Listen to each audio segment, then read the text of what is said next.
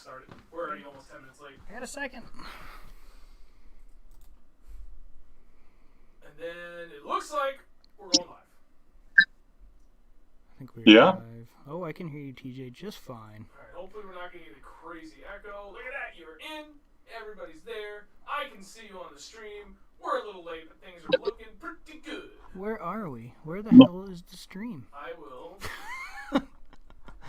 Yeah, where do I find this? Hey, I'm going to TJ. I'm hopefully not going to break everything by doing what I'm about to do. Uh-oh. Not going to break everything by doing what I'm about to do. What the hell did I do with that thing? Uh-oh. Not going to break everything by doing what I'm about to do. What the hell did I do with that thing? Uh-oh. Not going to break everything by doing what I'm about to do. What's that? I just sent to you the link directly in Discord that you're using. Okay, now I'm just gonna forget it. Alright, Andrew, you got people in the stream, sir. Where? I don't see anybody. I don't see it. Hold on. Oh, there ain't nobody here yet. Where is everybody? Where?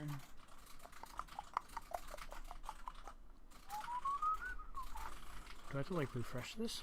I probably do. Let me go ahead and add you, and tweet, and post. Well, there we are. Hold on.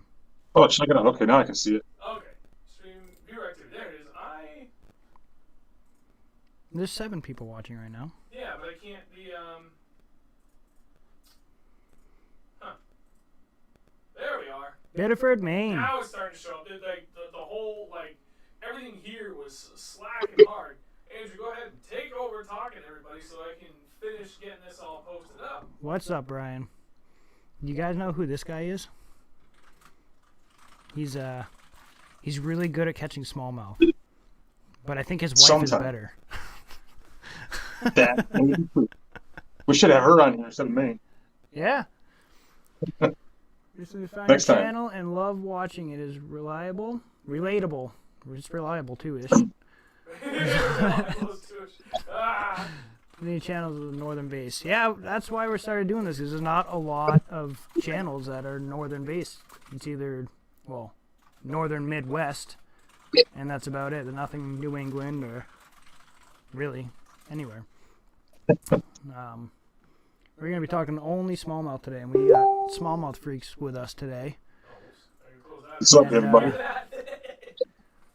Oh, Big John Basson. Big John Basson! I know that guy. He makes fishing poles. Dunks. Buddy, I think we got everything. Very good. As scary as that is. As scary as the thing as that is. I can see that. I can't see how many... May need to turn him up just a little bit. Where? Inside the stream or on that? Okay, if we need to turn up on that, I can. So, we're gonna, yeah, sorry, thanks, buddy. If I go the other way, I'm liable to knock something over. Like, I was just, huh? Your eye on the walls down here? Yeah, that was me. Sorry, guys, I'm bumping the table and everything. Alright, how's everybody doing? Sorry for the delay. Get everything situated. So, I'm gonna do what we usually do. We're gonna wait like 5 minutes or so, tops, because we got a bit of a late start for everybody else to come on here. And then I'll go through the introductions and everything, but I want to give people a chance to get involved here before we really dive into it. A little bit of delay, technical delay. I went back to setting everything up the way it was, but this is the first time we've had a guest tonight. And I was having problems trying to figure out how you could hear him and then how we could hear him. So what you can't see is a speaker in front of us that I was able to finally get work, but I was having troubles trying to make the audio output so that it would sound like he's talking to you, like we are, and so we could hear him through the speakers.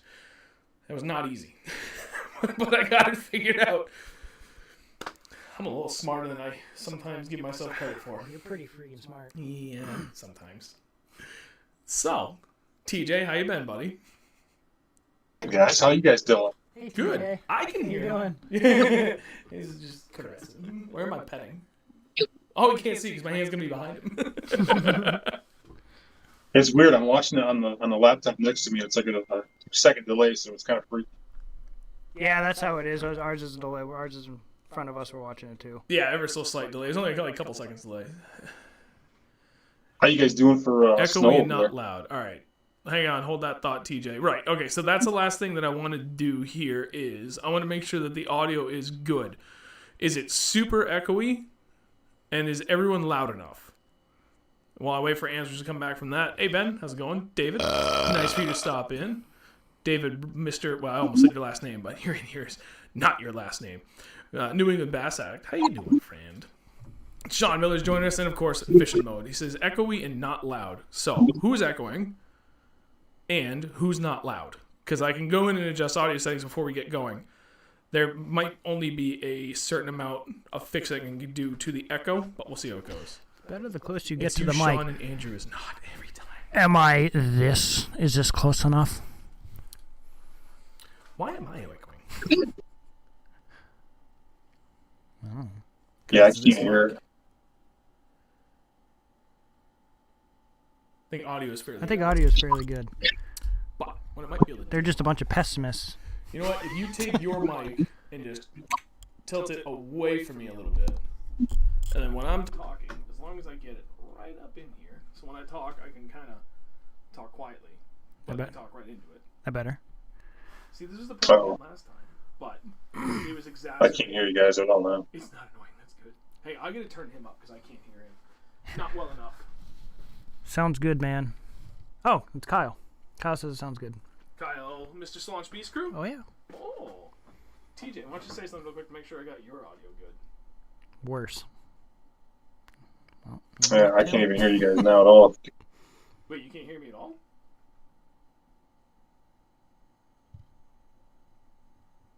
what happened? What the hell just happened? Worse. Can't hear you. Andrew, look at your phone. Oh. What did he say? It said echoing. Can't hear me at all.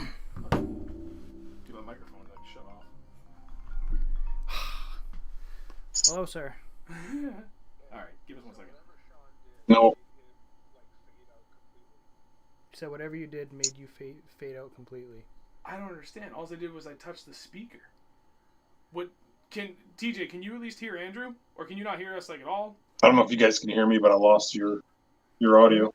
Lost you? Guys, I'm really sorry. I don't know if anybody can hear me on stream. Give me 1 minute, I'll get this sorted out. I'm sorry. We just put this one right in the middle. We might have to be honest. He's doing better now. He's got less echo, but he's a little soft. Well, he's standing away from the camera. I mean, the mic. I don't understand. I didn't do anything. Well, can everybody hear us on your mic? Because if that's the case, then we'll just use that one mic. But you can't hear us.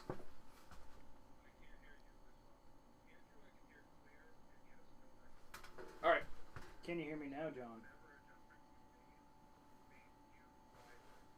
Okay, we're going one mic. We'll fix this. Thanks, man. Bye. All right. This is moving. Swing that in. And let's see what happens here, friends. Is that right in the way of my camera? A little bit, but we can swing it down. TJ, can you hear us? Yeah, I can hear you guys now. How about everybody else? Can you hear us just fine? Is it super echoey? This is infuriating, and I apologize. Thankfully, I have a witness as to the last hour and 15 minutes I spent trying to troubleshoot this so this wouldn't be an issue, and here we are. Every week we've been trying to do something a little different, and then it's just been like 100% better. Okay, and we can hear TJ just fine, correct, TJ? Yep, I got you guys back, so we're good. sweet. Man, and I can hear him. Now, when TJ's talking, can you guys hear an echo, or is that okay? I'm actually going to move him slightly forward a little bit. TJ, go ahead and say, hey, how's everybody going? I don't even care what you say. Just say something so we can just verify there's no echo from there. We're good to go. Can you guys hear me okay? I can Everybody's hear doing you all right? just fine. I think this is the last hit. Everybody's singing good. We'll just make sure that that's not an echo. I'm going to move that up a smidge. No, start the show. Everybody's happy. We're ready to get going. All right. Again, I could not apologize any more than I already have. But we're going to move on. So, let's just get this out of the way.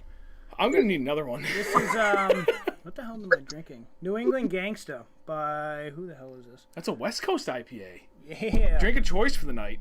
Yeah. Where are they from? Earth Eagle Brewing. Very nice. I don't know where they're from out of, but they're from New England somewhere. TJ, what are you drinking tonight, sir? Portsmouth. Oh, sweet. Sweet tea. I like it. Yeah. Is it I'm twisted? calling them. That's whiskey. No booze sir. for me. It's oh crap! I just kicked the table. All right, I'm just gonna turn him up a little bit because I'm having the hardest time hearing him, and I really hope that doesn't screw up any of the settings, but it should be fine. I'm deaf. I actually got something very special to drink. I have to go upstairs and get it in a moment, but I'm gonna get this going first. I'm gonna bring down Dennis Hart, who is a friend of mine, went to Treehouse Brewing Company and got me something special. So it's looking pretty good for tonight.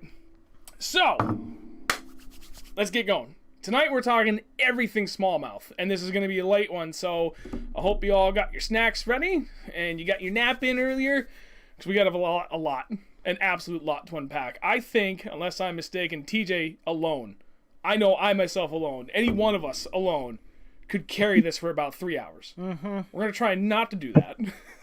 Right. But there's a lot to talk about. Everything smallmouth, from ice out to ice in. I want to go over our favorite baits, our favorite techniques, not specific bodies of water, but types of bodies of water we look for. Everything of that nature. Unpack everything, go over our favorite baits, whole 9 yards.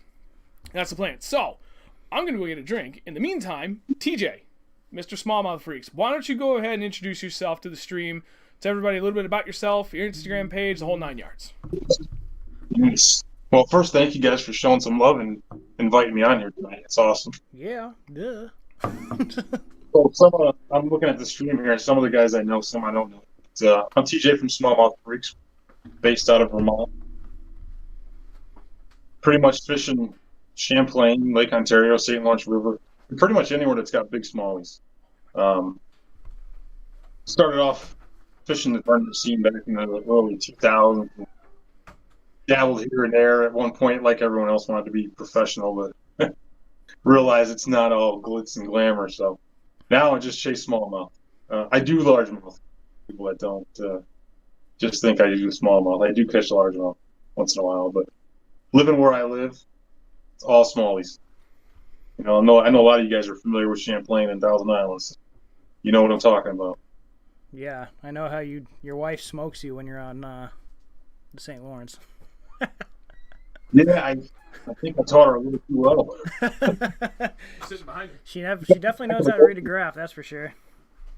Oh yeah, she's got the back of the boat thing figured out pretty well. Yeah, it's weird. Shut up! It must be a trend. I don't want to hear anything about backboating. Oh, why? You do the same thing, I see, huh? Yeah. It's like a running joke now. Well, every trip, you know, numbers wise, I'll get her, but size, she used to. I don't even try anymore. Sorry. I know. I punched it. I can hear it. So. Okay, what did I miss? He introduced himself for good? Pretty much. Nice. All right. Let's get into it. We're talking again, everything smallmouth. We're going to start right at the beginning. Plus side, we're pretty much right around the corner from open water fishing at this point. I mean, depending on where you are and how far you're willing to drive, it's pretty much starting this weekend, or it already has started for some people. I mean, pretty much going to start for me this Sunday. Thanks, Kyle. Not up here. No, you got a ways to go. Drew does slay. Too often from the back of my boat. Anyway. So, tell you what, we're going to let TJ start. As it is, we're coming up on ice out. When we're talking ice out, we're talking water temps, and they could vary greatly. It depends how close to the ice fully being out, how big of a pond it was, the whole 9 yards. You know, that water temp could vary greatly. We've been on a couple of spring-fed kettle ponds. Days after ice out. Oh, and it's already been 36 to 37 degrees. Yeah. Colder than this beer. And there's, you know, plenty of other bigger lakes we've been to, even like 2 weeks after ice out, that are still only 35 to 36 degrees. Right. It varies greatly. But we're still talking like, what was that? It's weird how it varies like that depending on the body of water. You know? Big time, and a lot of that. I mean, obviously depth and size plays a big part into that overall, but so does bottom composition. You know, if you got a good sized pond, like kettle pond, we'll say average depth 12 to 16 feet, but maybe like a quarter of that is pretty shallow with that dark mucky bottom, that does nothing but absorb light and the heat from the sun, and it helps it warm up a solid chunk of that pond pretty damn fast. Yeah. So that plays a huge part into it. And then spring fed, I feel like just kind of helps jumpstart that few degree jump right after ice out too.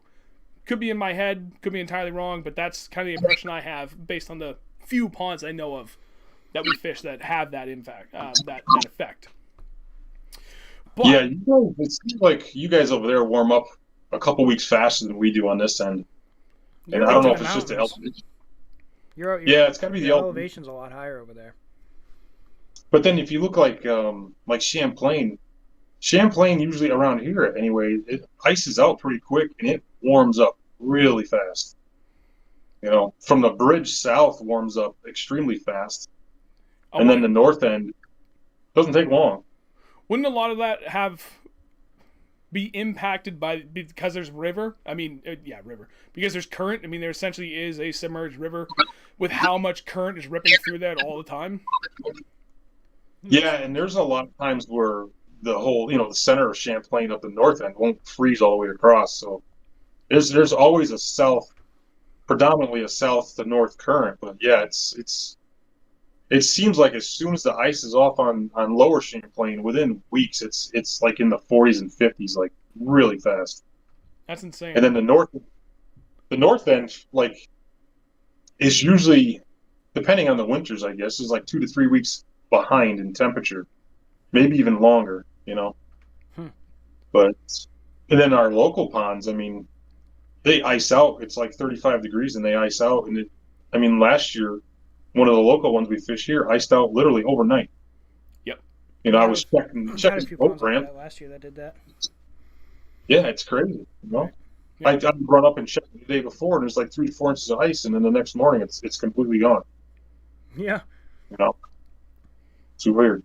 All right. So, given that you have fished a bunch of everything, I'm going to let you start. Let's talk about immediate ice out fishing, specifically for smallmouth. Your first smallmouth trip of the year. Where are you going? And is that... Doesn't need to be specific. Yeah, no. Are you specifically like, okay, I know of a half dozen ponds that are going to ice out roughly about the same time. They all have smallmouth. I don't care what's in there. I'm going for them.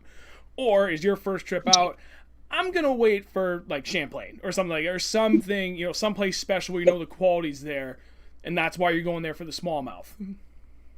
Yeah, I'm not going to name any names, but you guys know exactly where I'm going first. Yep. Yeah, we know. Well, I don't know. This year, that might be frozen a lot longer than Champlain, so it might be Champlain this year. Actually, we're heading to Tennessee in April, so that will probably be my first smallmouth trip of the year around here. Tennessee? Oh, yeah, that's right. Oh, you son of a... Yeah. I know, how dare he. I may fit in your live well. Or your rod locker, at least. Next week, I think. We're heading down the first week of April or something like that. Yeah. That's going to be a good trip. Hopefully. I've never fished for smallies down there, so I'm hoping we can get on some big ones. I heard some stories of guys getting like 7 to 9 pounders. That's insane. Yeah, you were telling me that, last week, I think it was? Yeah, that's insane. Well, actually, speaking of down south and bigger smallies, I just want to sidestep this conversation a little bit because it fits in right here great. Did you hear about the 6.9 pound smallmouth that was just caught in Texas from OHIV? Really? I believe it. 6.9. I'm pretty. It was 6 point something. I'm pretty sure it was 6.9 pounds. Maybe it was 6.7. They got some big smallies down there. I had no idea. That's a stunning. That's insane. Yeah, I watch a lot of stuff. They catch them down in freaking border Mexico.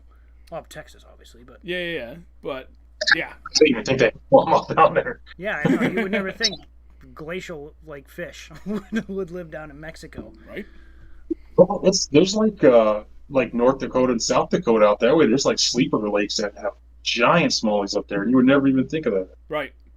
Because there's just probably not enough people out there to give it the social media footprint that so many other areas have. I know where I'm moving. Yeah, there's some good videos there about out that way. These guys are catching some good smallies. Yeah. I think their growth season's longer than ours too. That probably helps. Yep. So They're probably up to 8 months of the year out there. I don't know. Yep. Yeah, right. So all right. So circling back, your go-to spot right after ice out is a biggish lake, but it's not huge like people would think. Lakes region. It's not tens of thousands of acres. Nope. Middling depth range compared, halfway between your standard kettle ponds and deep glacial lakes. It's got deep water, but it's not crazy. Right. And it's got crazy good diversity in structure for where you're fishing. Yeah, that place is a gem, to say the least. Where are you going first stop? When you get out there, and we'll say you didn't get out there right off the bat, but now water temp is 35 degrees. We'll make that our starting point. 35, anywhere 35 to 38 degrees. Where are you going? And what are you throwing? What are you looking for structure? I'll have 2 baits. Silver, 3/4 ounce blade. And probably a small, like high-tech easy shiner on a ball head jig. Probably 1/4 ounce, say. All right, stream over, thanks. Get a notepad. Yeah. And what else are you doing? I'm seeing why you guys know the pond where I'm going to. I'm gonna go right where the boat ramp is, where that there's a steep drop off that goes from like a 5-foot one into 40 feet of water. They stack up right there. How many times have I seen steep drop offs in the spring? More importantly, it's not just a steep drop off. It's a steep drop off right to one of the deepest points in the lake. And almost, not really a spawn flat, but kind of a spawn flat. Like it's that middling area where in a 100-foot swing they can go from 40 plus feet of water up into like 15 feet of water. Right. And that lake sets up perfectly for that. And with the weather change, if it gets you get ice out, and then a couple days later you get that cold weather again, they can just shoot right back down to the deep water, right back in their wintering holes. And hold out, or they'll just head out and suspend a little bit and then move back up shallow once it warms up again. Right. So. Yeah, write it all down. Based on your Slaunch Beast Crew, absolutely same for largies in the spring. Well, all right. Before we go further, so I was gonna have you elaborate a little bit, but let's elaborate on your point for where you're going. My experience too. What was that? I see Dale on. Yep. Dale Wyman on there. Yeah, that's where I get all my some blades. Yeah, if you guys want some blades, man, hit up Dale. He makes some awesome blades. That's all I use right now. Nice. Yeah, I follow him on Facebook and friends with him on Facebook. I've seen all his paints on his silver buddies. They're good. They're like really good. Super quick too. Super quick service. Awesome. Thank you, Dale. Yep. So if I'm going for smallmouth, I'm doing the same thing. Although for me, I'm typically sticking to a couple of different New Hampshire lakes and ponds. Although primarily lakes. If I'm going for... Because I love fishing for both so much, both largemouth and smallmouth. And we have so many good largemouth spots near us. Oh, yeah. That it's really hard for me in that first 4 to 6 weeks of the season to pull away from largemouth. Because it's so good. And granted, I've had... fairly up and down success the last couple of years. Generally speaking, my springs have been very, very good. So mine too. I typically wait until all the glacial lakes in New Hampshire become ice-free. We're still talking same water temps. Sometimes I get up there, but I'm still looking for the same thing. I'm looking for those steep banks. I'm looking for bait if I can find it. And those steep banks have got to be perfectly positioned. Anywhere adjacent to deep water, and then anywhere up on a good shallow flat. Not like spawn flat shallow, but like a step or two down below that. Yeah. See, I have the same issue over here because, like I said, the lower end of Champlain thaws out and warms up quick. So usually my first trips of the year are for largemouth. And then I'll wait for that specific lake we were talking about to thaw before I go and target the smallies. Yep. So, talking about steep banks, so what I've found on northern Champlain, I usually don't hit northern Champlain for smallmouth until late April to early May. The water temp's usually in the high 40s, mid to high 40s by then. And I find them there on the long tapering points, the main lake points. And they're usually pretty shallow by the time I get up there. That's really good to know, You know, because we're going to be staying up there for a long weekend at the beginning of May. Thanks. So Like I said, stream over. We'll stick around. from what I found at that time of year, because I usually do, we go up for a week at the beginning of May, and by then they're usually in 12 foot or less, from what I've found anyway. At least on the main lake. Maybe in some of the bays they're shallower because they're warmer, but the main lake, they're already in that 12 to 10 foot mark. Yeah. In that cold water, and I found them even shallower, like 42-degree water, and they're in 3 feet of water. Just cruising. Yeah, I saw that last year. That's insane. Yeah. So let's back it up a little bit to that colder water, and you're specifically waiting a little bit to go to this particular pond, but water temp's still gonna be the same. When you get up there, water's what, about 35, 36 degrees, maybe upwards of 38 by the time you get there. Yeah, usually 35 to 36 by the time I get there for ice out. Okay, and you said 3/4 ounce blade bait and an easy shiner.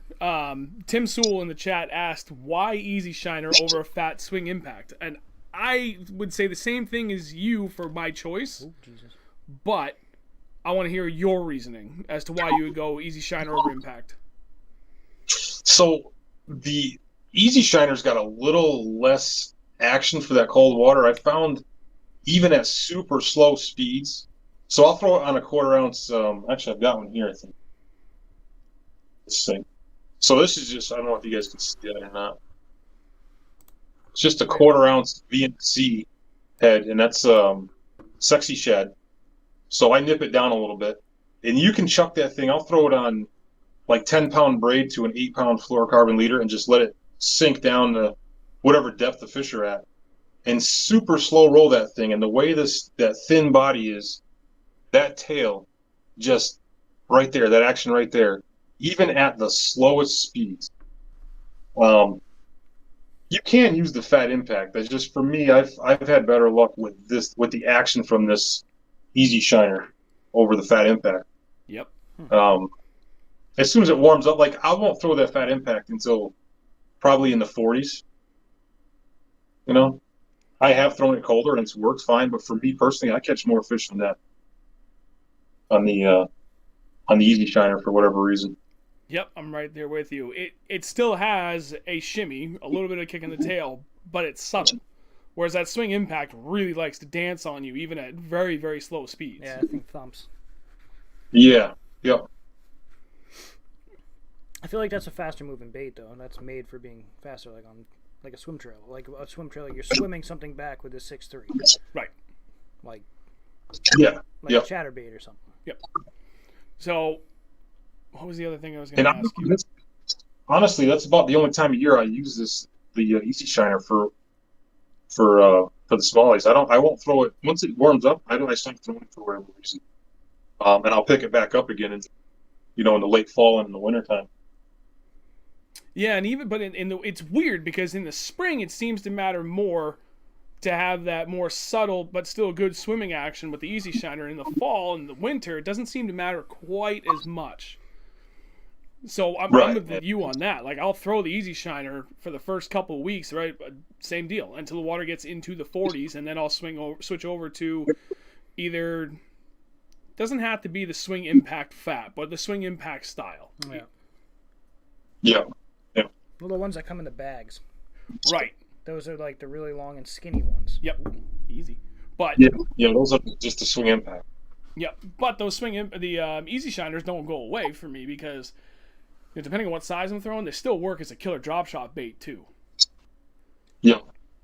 And I think it's just the plastic that they use to make them things. They all work good in the super cold water. Yeah. Another one I'll chuck too alongside that Kitech is this little one here from Shrew Bass. It's I think it's called the Minnow. Yep. It's like a 3. They call it Minnow 3.5, but it's actually, if you measure it, it's only like 3 inches. Slide over This one here, it's a hollow body, but this thing stinks. It's got a bad smell to it, but It's got a nice action similar to that Easy Shiner, and it's a little bit smaller profile. I've caught some, actually for a small bait, I've caught some monster smallies on that thing. Nice. David, we will get to the warmer water very soon. We're still tackling ice out a little bit here. Yeah, basically sub 40-degree water temp. And hey, Jason, how you doing, buddy? Hi, Jason. So with that swim bait, and I don't remember already if you touched upon it, what do you like to throw on it for jig heads, both weights or your range of weights that you're throwing it on? For the Easy Shiner? Yep. So I don't like going below 1/8 ounce on this one. So this one here, I think is rigged with a 1/4 ounce. I'll go 1/4 and 3/8, and I can fish that anywhere from 10 feet down to, I've fished a 1/4 ounce down to 45 feet. If I want to speed up the retrieve a little bit, I'll go to the 3/8 and use that so I can keep it down but still get a faster retrieve. Yep. And then on the minnow there, the True Bass minnow, that's a 1/8 ounce and 1/4 ounce on this one. So, but on my bigger ones, so that's another thing we can talk about. This is another one I'll throw in the springtime. This big old mag, what do you call it? Not the mag draft. The Is that the haze dog? Spark. No. No, what? Yeah, no, there's a haze dog, but I think that's the color, not the model. I want a haze dong. No, Never see the it. haze dog's a different thing up here. This is the spark shed, 5-inch spark shed, and that's on a half. Sorry.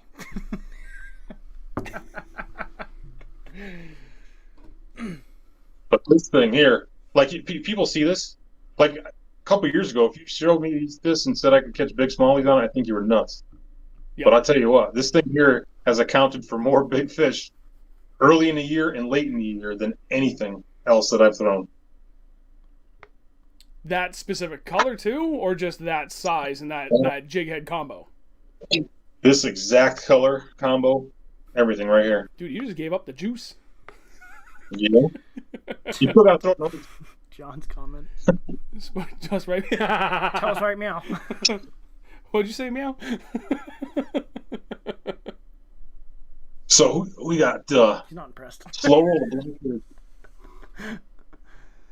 black. So Brendan there talking about hair jigs and under 40 degrees. Yeah, that's something I need to work at. Yeah. I have not. I throw it, and I'm not gonna lie, I've caught fish on it, but not like some of these guys. Some of these guys are whacking them on those hair jigs.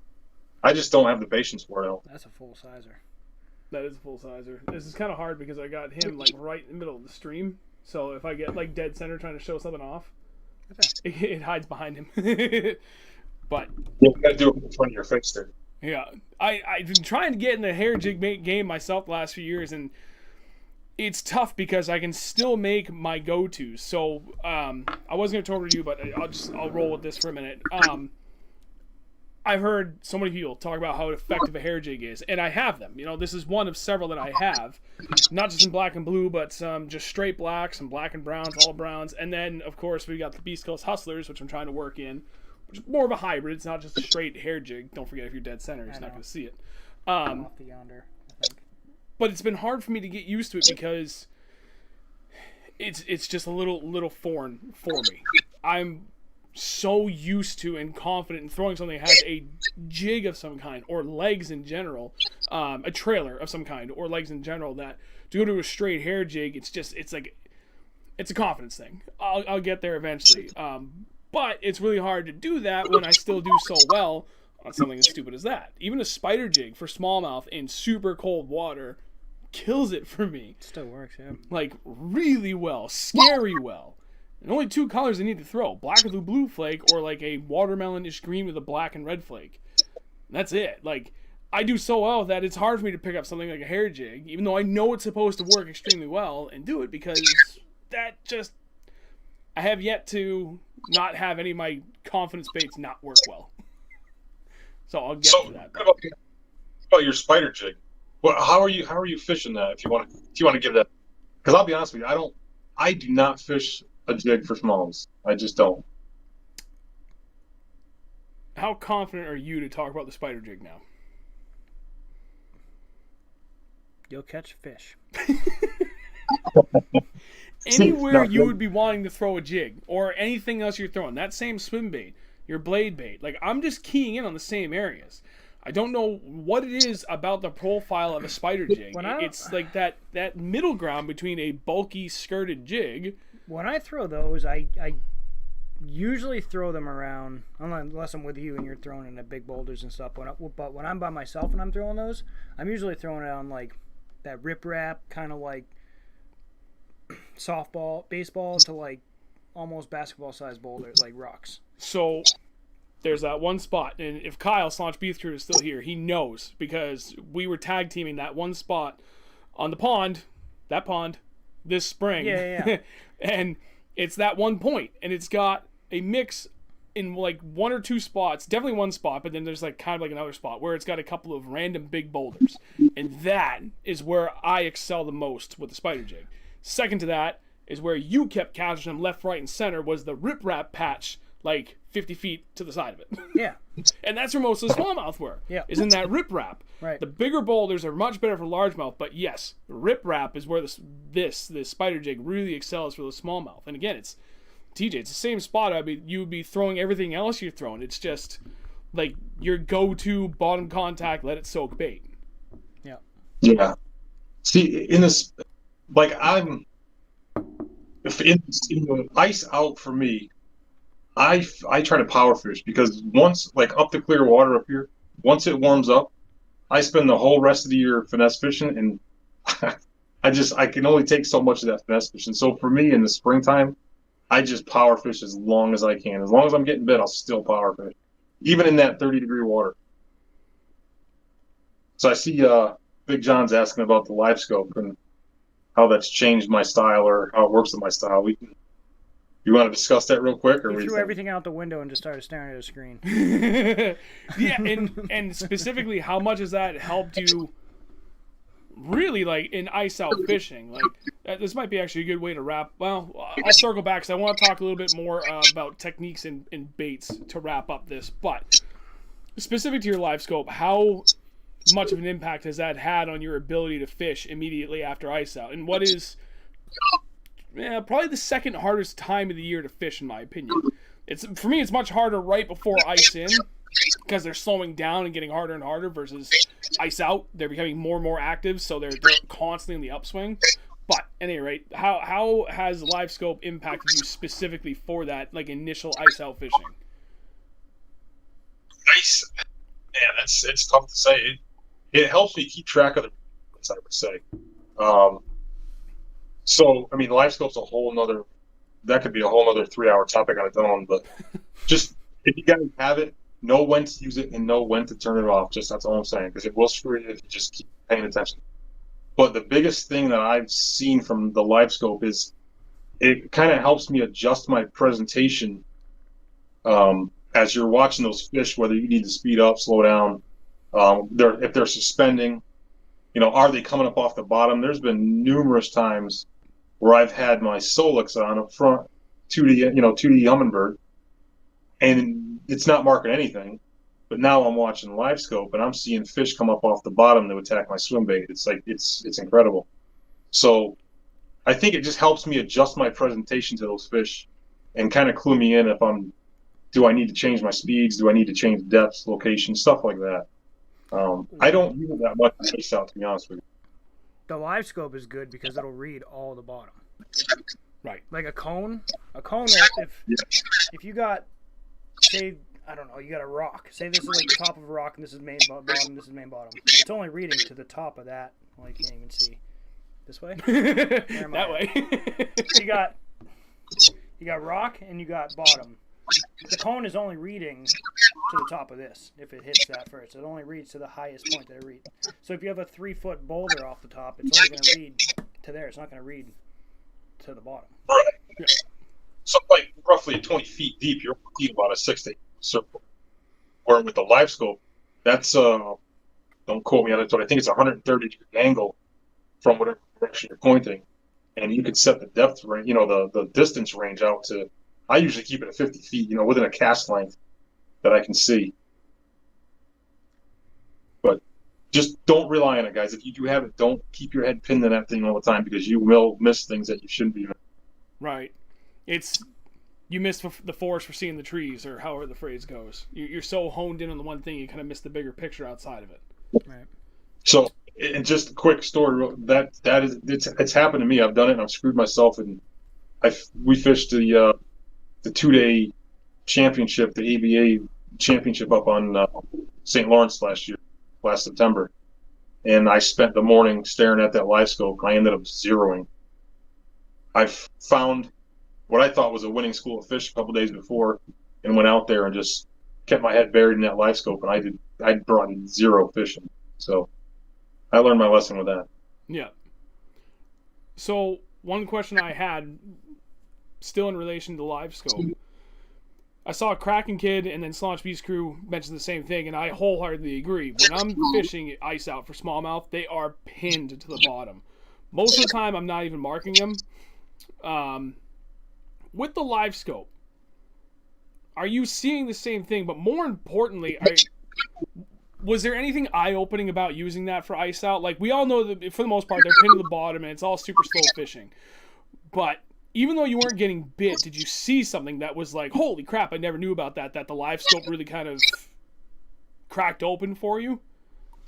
As far as like reading structure, or as far as how the fish were reacting, like even though it's slow and you're not getting bit, and you just attribute it to, okay, well they're pinned to the bottom and I'm maybe not quite getting the right presentation they want, or it's just slow because it's so cold.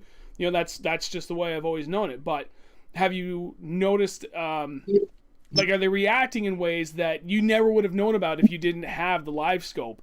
Again, specific to like immediate ice out. Like, are they more active than we think they always were? They just don't commit? 100%, 100%. So you know, for years and years, you read the books and like cold water fishing, you know, go slow, go slow. I'm going to tell you, up here, that may be true in some parts of the country, but up here in the Northeast, and you guys can probably attest to it, these smallmouth are active in the coldest of waters. Now, there's going to be times, yes, where they're dormant and they're sitting on bottom, but last year, perfect example, the first day out, the wife was with me, 35-degree water. It was the day after ice out, and these fish were so active. You would think they were like pre-spawn to spawn. They were super active in that cold water, and I would have never thought of it. You know, like they're on the bottom, slow rolling that swim bait, and you can see the speed of them moving on the live scope of how fast they're coming up and nailing that thing, and then taking off and fighting like it's midsummer. It's incredible. That's like, it's still surprising. I want to say it's really not surprising, but it is surprising because it's wrapping your head around that perspective of, like you had just mentioned, about everything you read growing up. Oh, it's super slow, but come to find out, yeah, it's still slow, but not really. They're so aggressive, they don't care. They don't care what the temp is.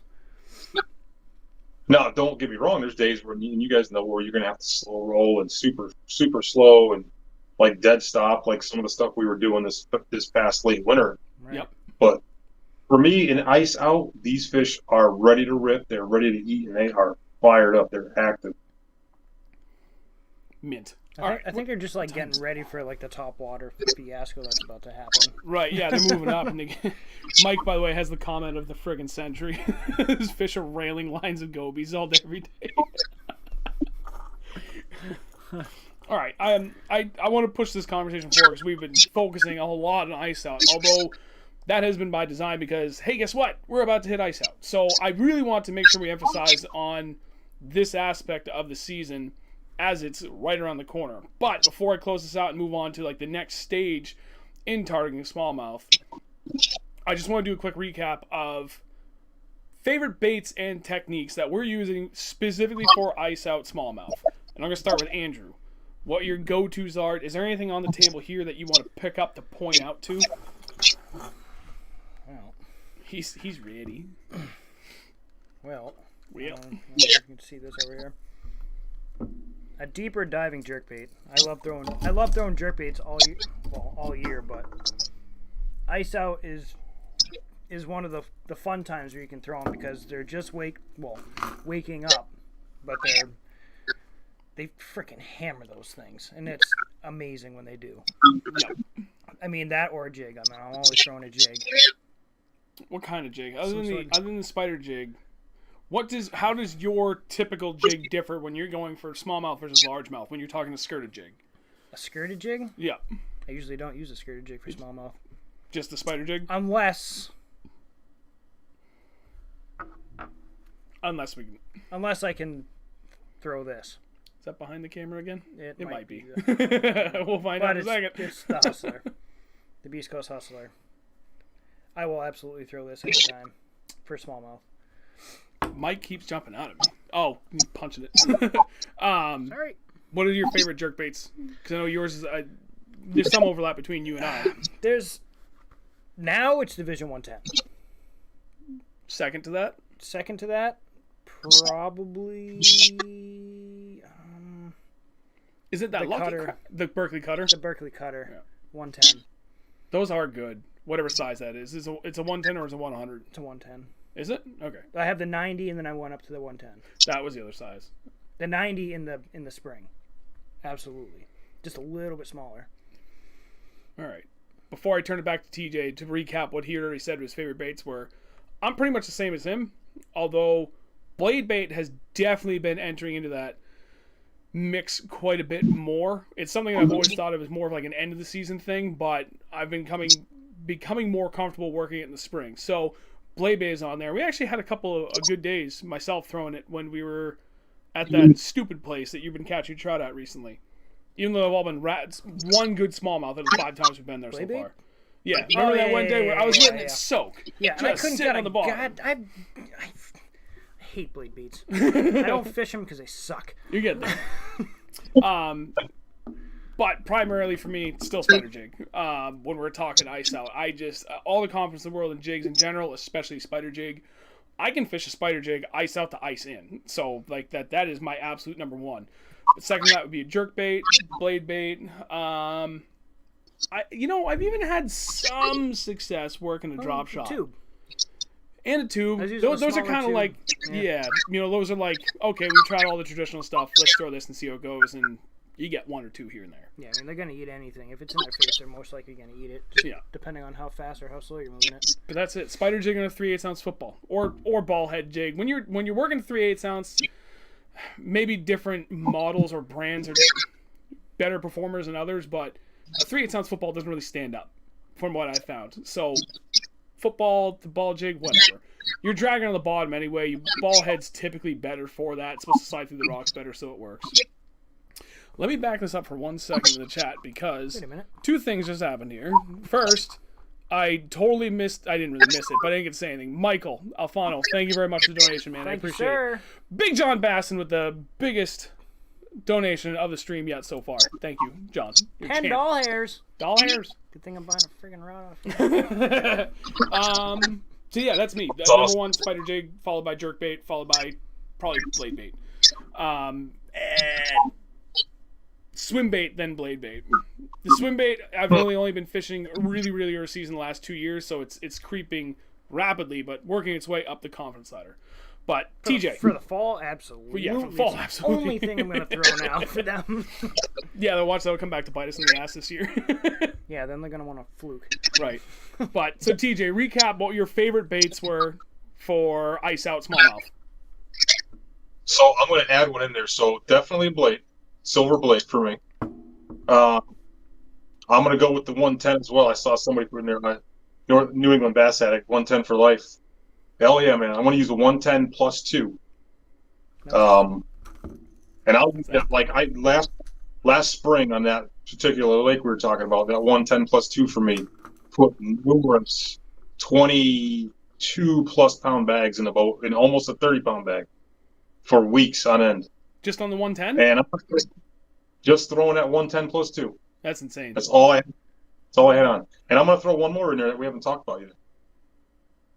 An A-rig. Yeah, but we can't use that in New Hampshire. That doesn't count. You guys can use it? Can we use it west? Really? I didn't know. Yeah. So New Hampshire's law is you're only allowed to use 2 hooks on one device.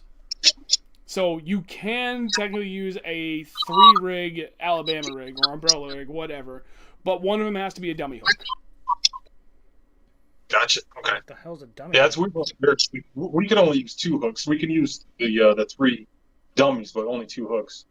So, Oh, but that nice. thing, I won't throw this on our local ponds. I haven't had good luck on the local ponds, but on Champlain, northern Champlain in the springtime, starting about I'd say 40-degree water and up, this thing just flat out crushes. It's unbelievable. Boo, New Hampshire. So, circling back to the jerkbait, it's a solid question. I'm curious to see what you throw on it. For that 110 plus 2, or even your 110, your standard jerkbaits, what are you throwing on it for line? Because I know for me, I'm pretty much 10 pound across the board. 15 floral. Nothing but. Look at my record. That's heavy, bud. I'm strictly 12-pound floral. Nice. That's what I used to be, and then I switched to 10. Yeah, I'm gonna try 10 this year for the plus 2 to see if I can get it a little bit deeper. But You can. with You 12 will. pounds, yeah, I've been able to get it with the 12-pound. I've got that. I've hit bottom in 14 feet with 12-pound on that thing. Damn. So I think we'll try 10. I ain't buying you a fucking Coke.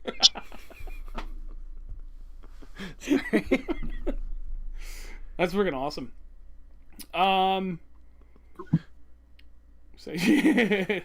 Mustache Bassin, I love that name. All right, I think we covered everything. Sorry, you got your favorite baits, my favorite baits. We covered line, covered favorite jerk bait. We've got everything for ice out. So, TJ, what would you consider the next step? Because I know in my head what the next phase is for smallmouth when we're moving into the next stage. And from this point forward in the stream, we can kind of move through this a little bit more quickly. We don't have to talk about specific lakes. I'm getting a little ahead of myself. We're talking like 40 to 45 degrees.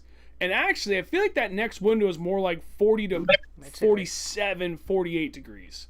Like Sub 50. For me, that's kind of the next phase. But I'm curious, what do you think is that next jump in phase where, there's a bulk of fish that have moved into that next stage before pre-spawn? I guess that would be kind of pre-spawn. It would be pre-spawn. Yeah, that's like the early. They're pre-gaming to the pre-spawn. Pre-game to the pre-spawn, yeah. There's like pre-spawn and then there's pre-spawn where there's that narrow window where they're like all up, super shallow for like the last 3 or 4 degrees, and you can just crack them on everything in like 5 feet of water. But I'm sorry, go ahead. Yeah. What is your kinda, next range and next phase for smallmouth? I would say 45 degrees up to that 52 mark before. Well, about 52, they're actually starting to get on beds up here. Maybe even sooner. And some, but that 45 mark, it seems like it sparks them up into that next gear, and they just start chomping. And it doesn't matter. I mean, that's where that power fishing really comes in. You can just start chucking and whining, and they'll crush it. Crankbaits, spinnerbaits, A-rig. It's insane. And they're, from what I found up here, they're usually in that 10, 8-foot mark all the way up to the shoreline. Yep. Moving around. Yeah, depending upon what the weather's doing for, like the last few days leading up to that point that you're at. Like you say, they could be anywhere from, in the high teens, about 20 feet, all the way up to a foot of water, even, at 50, low 50-degree temps. If you get 4 or 5 straight days of bluebird skies and, 70-degree temps, we really hit that good stride of, mid-spring weather. It drives those fish up pretty fast, even when the water's, like, really cold. Like, we saw it last year on New Hampshire Brownie Factory. John was with me, not you. It was Travis Rocket of New Hampshire Bass Guides, and then John, Big John's Bass from Wicked Custom Rods. And it was like 50 to 51 degree water, and all the smallmouth were in like a foot of water. It was ridiculous. We were cracking them on every boulder we could find in like 1 to 2 feet of water. That's fun. Mm-hmm. Like, it's the time of year when you'll find those mega schools, like that pre-spawn, and then later in the fall, you'll see those mega schools moving around. Yeah, especially later on in the Champlain. Fall, we've seen those fish just cruising in like 6 to 8 feet of water. Yeah. Just like out on a flat. They're just like, I'm just cruising, not gonna eat a goddamn thing. Yeah. Yep. Yeah, that for me, that's been my most successful bite, is that 45 degree up until they're right on the beds. That is just like fire. I mean, you can find big fish. It's weird. They'll come up in waves. like you hear people talking about they spawn in waves. Well, they'll come up from those points in waves. You'll have last year that bite lasted almost 5 weeks for us because of the weather patterns. It was just nonstop. I was going to the same points every trip out and just smashing them. It was incredible. And then as soon as that water temperature hit that 51, 52 mark, they were gone. They were up doing their thing, and you couldn't catch any for a couple of weeks. Yeah, they got stuck in like that spawn staging where like they're not quite bedding, but they're like, okay, we're on the cusp of it. I'm gonna just kind of go up here and hang, and at some point today or tomorrow or any day, the water temp's gonna be just right. We're gonna start fanning stuff out. It's like, hey babe, you want to bang? It's like, no, I can't. It's that time. It's like, dude, I gotta wait a week. It's like, same thing. They're just fish. They're so finicky though. Like they're so aggressive, but they can turn off at like the flip of a switch. It's like incredible. Sorry, Yeah. sidetracked. I didn't say it. I did.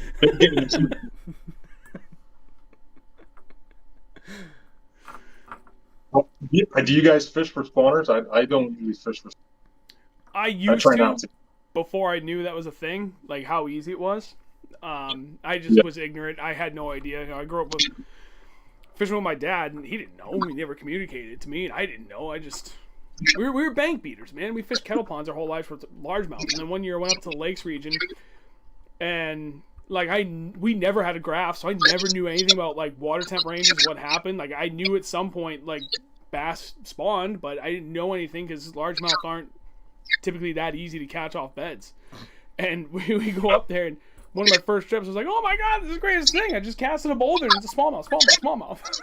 And for like 2 years after that, I went and like it didn't click right away how stupid easy it was. When it gets to that point, now that I know better, I like to go and try and catch the ones that are still pre-spawn. Yep. Yeah. Target the pre-spawn as long as I can. So years back, like I used to fish Winnipesaukee quite a bit. My mother lived over that way.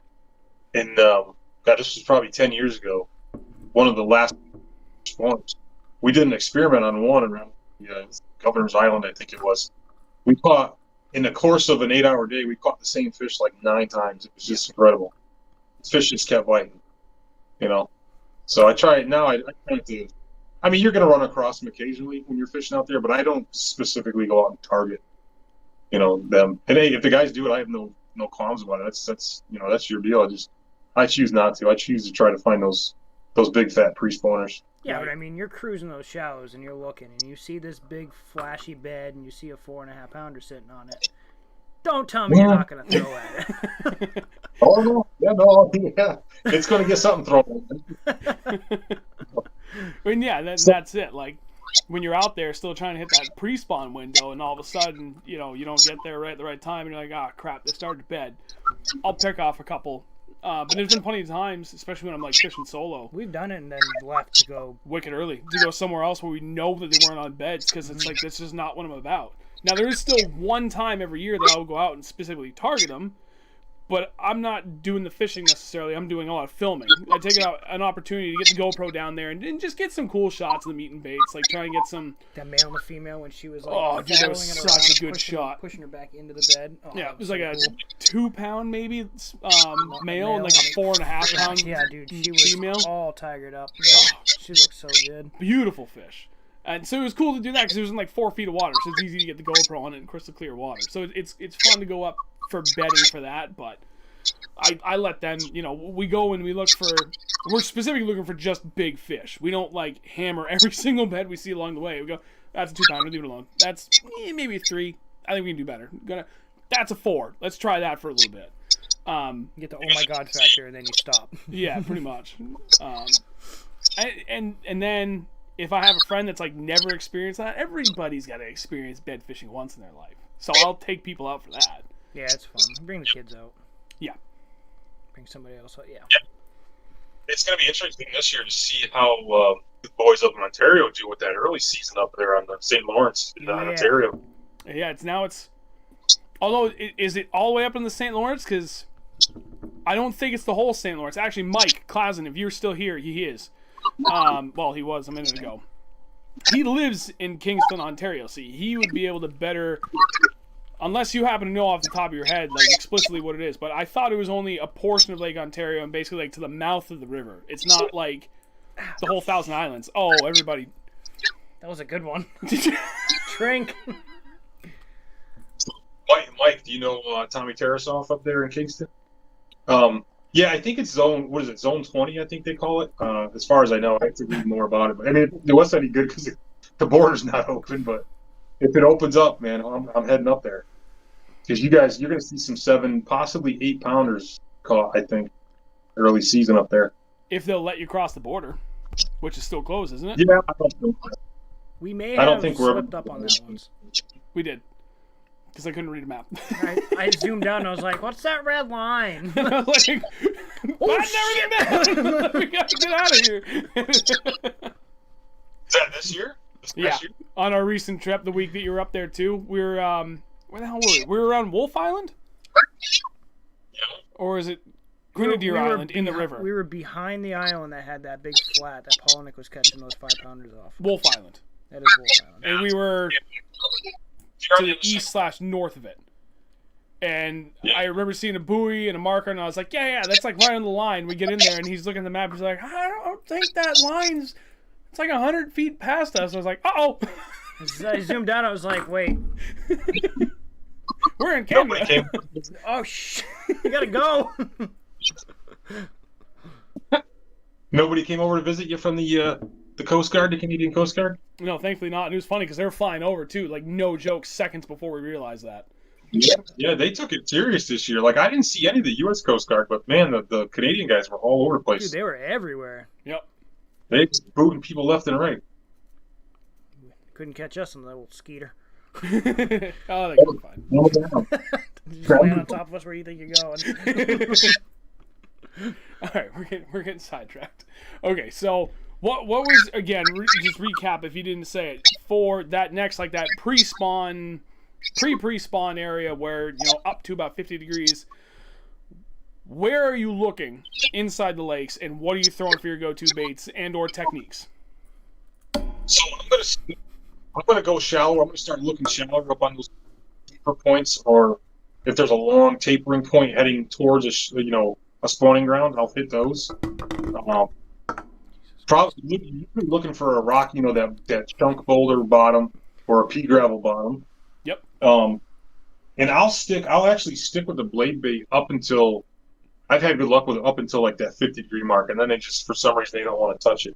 What are you doing with it as you're going through these stages and the water temp is climbing? Like how you're fishing it change as you creep up closer to that shut-off point where they just stop biting it? For the blade, you mean? Yep. So I don't usually fish it vertical like most guys do, drop it down a vertical fish. I'm chucking it out and I'm hopping it back to the boat. So what I'll do is I'll just start giving it. I'll kind of start off with slow, small hops, and if they're active, I'll just start like yo-yoing it, or like Zona calls it, cracking it. Yeah. And they just smash that thing. But it seems like, from my experience up here in the lakes that I'm fishing, once I'm at that 50-degree mark in the spring, they don't want anything to do with it for some reason. You'll get a random fish here or there, but not like 50 degrees in the fall on a blade is a whole different thing. Yeah. I'll stick with that jerkbait. I'll go to like a +1 or just the 110. And I'll use that jerkbait all the way up until they're on the beds, and that usually accounts for the majority of my fish. And I saw somebody posted in here before too about the dark sleeper. That's another one that I'll stick with. Everyone knows about it now, but I kind of kept that under my hat for the last year. I think the only time I had a couple followers on that, but that was on that flat. Yep. That was the only time I've ever seen a fish follow that thing. For me, at least, or look at it. I've only caught a couple fish on the damn thing. It looks so good, it should kill it, but I just have only had moderate success with it myself. Right. It's I've had really good luck with it, but my hookup ratio on it is not very good. And I've heard other guys having the same issue. I think it's because of that little fin on the back. Yeah. That shroud. Yeah, I don't know if it's the way it's such a heavy weight and such a small profile. I think, you're jacking the hook, and I think that thing actually wedges their mouth open and it pops their mouth open. I'm not sure yet. I haven't figured it out, but man, when they bite it, they are on it. I was thinking about taking the whole dorsal fin part and just cut it right off. Just have an exposed hook. Yep. Good. Yep. Yeah, And I really haven't found a huge difference. Joe at Granite State, Yeah. when I first started buying them, he was like, what are you going to throw it on? And I forget what I told him at the time. He's like, throw it on a fairly stout rod with 20-pound fluoro and crack them. I mean, just slam them as hard as you can to make sure you get a good hook set on it, because there's not... You've got the two plastic, basically fins on either side of it that are hiding it, and then there's really not a lot of room between the underside of the hook point and the meat of the body. No, there really isn't. There's only maybe about... Yep. I mean, Now, I you know have one somewhere, that but- I the did. new Levante, there's one that's the guys are using for the dark sleeper. I think it might be the braillist. I'm gonna try that out and see if it makes a difference. Yeah, Oh, that could see be what good. Dale says. Bend the hook up on the dark sleeper, which I think that might work. That might work. I'll have to try that. Oh, yeah, you go, Dale. Bend the hook up. That's a good Yeah. point. Might Ned as well do rig. that on those Somebody hollow check- bodies. Swim baits too. Yeah. They bend the hook up Yeah. just so it catches. If you do it on your hand and it's buried Yep. and it doesn't catch, you want to bend it out until it's like just poking out, so it just barely catches your skin on your hand. That's a good point. So when he hooks, it's going in. Yeah. It's going in the mouth. Yeah. Yep. Somebody, it's Kevin there. Ned rig. Kevin, talk about the Ned rig. Man, I'll be honest with you. I don't. The only thing I'll throw on a Ned rig, which has been working for me, was the Beast Coast. Yeah. You guys help me out. What's the name of that? Magic flick. The Magic Flick. Yeah, that's the only thing I've done on the Ned rig. Good. Like, I love drop shot, and you think I'd like doing the Ned rig? So I've tried doing that a lot, and I even tried it before you and I had first started talking about it. You brought it up. I for some reason, I've only caught like a couple of fish doing that. I've had way more luck. I mean, and when I do, it's that bankroll has been like bankroll or the chronic have been like my two go-tos that like it's actually worked pretty well. But in the spring, that Canada craw, just TRD on a Ned rig, dude, that has been really good. And there was another color that I don't want to discuss because it was too good. Yeah, is that the chronic or is that what was the other color? It's the chronic. It's the green flake in it. Yep. You guys can see that. That color, especially on Big Lake, Ontario, that color for me has been awesome. And I think just because it mimics the goby so well. If that had a little bit of purple, that'd be. I might have pet ducks in there. Ooh. What was that? It That looked was like a magic flick. Magic Flick on Ned rig and the chronic. Oh yeah, okay. Maybe we could anything get like that. Yeah. Anything that dark green pumpkin for a Ned rig has been great for me. And going back to a previous point I had made, New Hampshire Brownie Factory, the two trips you had missed out on because I took Travis one trip and then John the next trip. And John may remember that. I did okay with the Ned rig, but Travis and I, that was weird. Water was like 48, 49 degrees when we got there. Bluebird skies, dead calm. Zero wind. The whole lake was glass. And we were fishing, like we started working all those steep transitions, right? So and this is actually perfect timing to talk about this because it's still in line with the area of water temps that we're talking about, that like mid 40s to about 50-ish degrees. And we were trying to work all those steep banks at first, like we typically would, Jason's deep water, you got to mix the good sized boulders, Like a lot of straight riprap. across? Yep, Small? straight across. Yeah. But they weren't there. We couldn't figure out what was going on, and so we just shifted up. Just like, okay, well, I know that there's like the really good riprap, but it's really shallow. What the hell? We're right here. Let's take a look. And inside that riprap, at every single patch like that, you get one big boulder. Literally every single boulder is not exaggeration or a misuse of that word. Literally every single boulder that I cast that Ned rig at, I caught a smallmouth. The whole day. For like 8 straight hours. We went looking for those specific patches. and that Ned rig killed it. Now, backing up a couple of days, well, basically a week earlier in that trip, working those steep banks, Ned rig has been great, but I find it's been more steadily consistent at 45 degrees and up. I've had hit and miss success with it sub 45 degrees. It can work, sometimes it doesn't. Could just be me where I'm working it. We'll see. Fall. And the fall, yeah. But when we're like, it's like spring to fall is kind of different. Yeah. I mean, that day that you caught that 7.5, when we literally went ice out fishing, like a few days after we snowblowed the boat launch, I caught 3 or 4 right off the bat on the Ned rig, black and blue. Yeah, you killed it that day on that. Then you're just like, well, I want to try something different. Yeah, and Right. so it's Ned rig is like seems to do better 45 degrees and up, but that's just my own personal experience. There's many nuances to how you can fish every single friggin' bait. There's got to be something different about how you either work it, pauses, whatever. It may work in colder water, but 45-ish degrees has been kind of that magic point for me. It's interesting. I think that would be a good cold water bait. I can't say much. Oh, no. Where'd he go? We just lost him. Where'd he go? TJ, come back. We'll get him back. Hang on, that's an easy fix. But, oh, wait a minute, he's coming back. Oh, I was thinking about to go get him back in the call, but he's back on his own. I don't know what happened. I don't know. All of a sudden he disappeared. Might have been my phone, but whatever. Anyway, we were talking about Ned rigs. So yeah, I'm surprised it's not a better. You would think it'd be a good cold water tactic, but I don't know. I can't speak to it because I just don't use it enough. I don't know. I throw Ned rig, but I don't throw it on Ned rig. It's I don't know. Yeah, I don't understand. It's weird because maybe it's too subtle. You know, like Mike, was it Mike Clausen? Was it you or was it Come back. Rubik's that said it? No, it was Sam. One of the other guys on Dragon Custom Tackle. We were talking about cold water fishing, really cold water fishing, and it came to like different bait sizes. And I think this is why the Ned rig doesn't typically do that great in super cold water. Because that bigger meal. Right. Middle of the winter, you're freezing your tail off.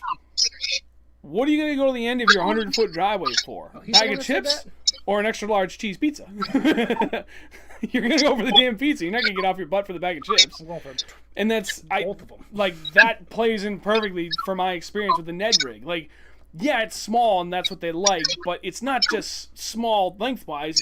It's thin. There is no bulk to that in any way, shape, or form. Like, what are you offering them? At least with, you know, a small hair jig, yeah, it's no different length, but the hair gives it bulk. So I feel like that's why that works. It's a small package, but bulky. It's a heartier, smaller, heartier meal. Right. Easier meal. Right. Still small, looks like an easy meal, but it's like, ooh, okay, that's actually like kind of a filling small meal. So Ned rig, just it's too subtle, which is why I feel like it's been hit or miss. For me, really cold water, like 40 degrees and lower, but like 45 to me has been that magic cutoff. I'll agree with what Mike said. I can't. My patience, I can't do it. It's too slow for me. Which doesn't make any sense after seeing what we did at the Vermont Brownie Factory for the last like 6 weeks of the season. Yeah, I know. It's like I can drop shot all day long, slow, with that Ned rig. When it comes to dragging like that, I don't know. I just can't do it. Bring me out. I'm I'll like show a you how to kid. do it. Want to know why? Because it's basically the new age Senko. I said it. Which one? The Ned rig. Oh yeah, it definitely is. And Guggen's patented it. like I don't even. Fuck that. Oh, I forgot to put the emoji in. I made a custom emoji for people using the stream. It was the Guggen logo with the SpongeBob. He's like, oh really? Because I'm inappropriate. TJ's like, I don't think this is really funny. You gotta be half retarded like us. Yeah. You guys aren't that bad. I'm just kidding. Slightly. Kind of bad. So Brian talking about tubes. What do you guys say? Like back in the day, man, I was a hardcore tube slinger, but now I'll be honest with you, I haven't used it much lately. I've actually just started using the tubes. Yeah, and Like last year, maybe the year before. yeah, where the hell were we? I had a really good day in the tube, and we kind of came to the realization you really don't throw the tube that much. Must have been Brownie Factory. Good, probably was. I just never really threw the tube, like ever. And I throw jigs, and that's just like right up my alley, and I never throw them. But I started throwing them this year, and I went up to the lake up kind of by where I've been fishing recently. Yep. And place you can get your boat into. And I was Still salty cracking about that. cracking them on the tubes, just like one after another. I'm like, this is great. I just found the depth they were in. I was just dragging it. It was even in the middle of summer too, and oh man, that was a ball. When I first started fishing the actual Lake Ontario, I haven't used them in the river, but out on the lake, I used to drag them and just smash them and just. Didn't you try that? Oh, I started getting better luck on a drop shot and kind of put the tube down. Yeah, I mean, both times we went to Lake Ontario in the river, I tried throwing a tube a ton. Although I may have been going too heavy. And I know, like, in the river, you kind of have to with how much the current was going. I mean, we were literally throwing 1 ounce drop shot weights, and it still wasn't enough. I mean, bomb a 1 ounce drop shot 100 feet, and the current was still bringing it down below our feet by the time it hit in 50 feet of water. So I was fishing 3/4 ounce tubes, and it just, like, it didn't click. But when we got out to Lake Ontario, I was still only fishing down to a 1/2 ounce tube. I don't even think I bothered trying to throw a 3/8 now that I think about it. But out there, yeah, I didn't really throw it. But around here, like, I still throw a tube pretty often. Not as much as I used to, like, 3+ years ago, because, like, a lot of the same situations where a tube would have done really well for me, I've either thrown a Ned rig and have done better, or a swim bait and have done a lot better. Not to say the tube hasn't still done well for me, but, like, the quality for my tube bites fell off. And I don't know if it's just it's in my head, or if it's a matter of conditioning, because I've still been throwing the same damn colors and the same size weight heads in the same friggin' areas. I don't know. I don't know what it is. I was throwing a 7-inch robo worm on a shaky head and catching freaking smallies all day long. Anyway. That was a fun day. That wasn't there. You weren't there that day. I was by myself. And we did that again the next day when we went to the pike spot. Yeah. That was... I learned that the day before, and I'm like, huh, this is freaking sweet. It's funny, because I'm watching the chat, like, friggin' Jason, Mike, Kraken Kid, like, everybody's saying the same thing about cracking them. TJ, do you ever crack your tubes when you fish them? Because I never do. I drag them. No, whenever I fished them, I mean, I know a few guys do that out in Erie and St. Clair and stuff like that, but no, on Ontario, no, I've always dragged them. But I got to get back to it, because I did really well with them. I mean, there was I think it was 2008 when they were still called the Everstarts. I don't know. I think it's the equivalent to the Toyotas. Whatever. No, I did all 3 days on the same spot, dragging a tube. I mean, this was back before drop shotting was like really big. It was rough weather. I was just doing drifts, dragging a tube, and I was just smashing them. And all you're doing is dragging that tube across the shelf, the steps and the shelves, over small rock boxes. And once I started picking up the drop shot, I don't know, just stupid. I just put it down and left the jig in the box, or the tube in the box. It's funny. Mike Clausen literally just said the same thing, and that's kind of how it's been for me too. Like, drop shot really took over. I found a couple of different baits that, like, magic flick more than anything. My God, I've thrown a tube on a drop shot though. You shouldn't have said that. That's not what. You had luck. No, I know. God damn, does that work? What was that? Sorry. Have you had luck with the tube on a drop shot? Because I have. I had a little bit. Well, yes. Don't even sugarcoat it. You already cracked that open. Keep going. Yes, and yes. Not a big tube though. It was no, just a standard It was size. a standard, almost smaller tube. Was it that thinner one that you first kind of like figured it out and it was like, God damn, that actually works really well? Yeah. Or is it just like a standard straight? No, it was a thinner one. What was thinner. That one? It wasn't the Z-Man. It was. Was it? It was the Z-Man. We're not tell telling you the color. You guys color. We'll tell you later, TJ. We're not telling anybody else. Never tell anybody the color. That was before the St. Lawrence? Or was it at the St. Lawrence where it just like clicked? I think it was at the St. Lawrence. The first trip, 2019. Yes. because it started working. I started catching it. I saw what you were using. I saw what I was using. And then I threw the bigger profile in the tube. Yep. And I was like, And then you caught a couple of good fish. Yeah. And then it just produced the rest of the freaking week we were there. Yep. That color and the tube produced all week. Yeah. And then I switched it up a little bit, and then it started working a lot better. Yeah. Cannot tell you that one, though. So, That is my deepest, darkest secret. but, yes. Tube on a drop shot, yes. Not for me specifically. I've caught some fish, TJ, but that's his jam. I think it's just because the way that it's not like a normal drop shot bait. It's got like the little legs on it, and if you move them just the right way, like it'll, it almost breathe. And like I would try. I think about dragging it maybe, but just like a vertical drop shot. I just don't see it. Not for me. Yeah. But yeah, so drugging is cracking the tube. I was just gonna say, somebody else commented about Sony's got a video on it. Yeah, it's basically wicked good video. Yeah, it's basically like fishing a rattle trap, like guys stroke a rattle trap. It's doing the same thing. You're just snapping it, trying to get a reaction bite. And I know guys that do it and they smack them on it, but for me, it just wasn't a tactic I ever got into. Yeah, no, never. It hasn't worked well for me. I've had good luck just fishing a tube with a heavier jig head the same way I've done it. I know guys usually fish a heavier jig head when they crack it, 3/8 ounce to half ounce, sometimes even bigger. But like this year, I had a really good year for numbers, not necessarily quality. Just working a 3/8 ounce football inside of a tube, giving it that bulbous head, even in New Hampshire. Definitely numbers. Size wasn't really there for me on the tube. No, but the numbers were definitely there. Huge. That was like one of the easy mode baits, especially again with that 3/8 ounce ball head, football head didn't really matter. 3/8 to 2.5 was pretty much what I was throwing mine on. Carolina Real, douche. Yeah. What's our next season? Dale, have a good night, buddy. Thanks for stopping in, buddy. I appreciate it. Sorry, what were you going to say, TJ? Night, Dale. See, now it brings us into our next season, the summer. Right, yeah. I mean, we've pretty much at this point covered everything up to pre-spawn. As far as pre-spawn goes, anything.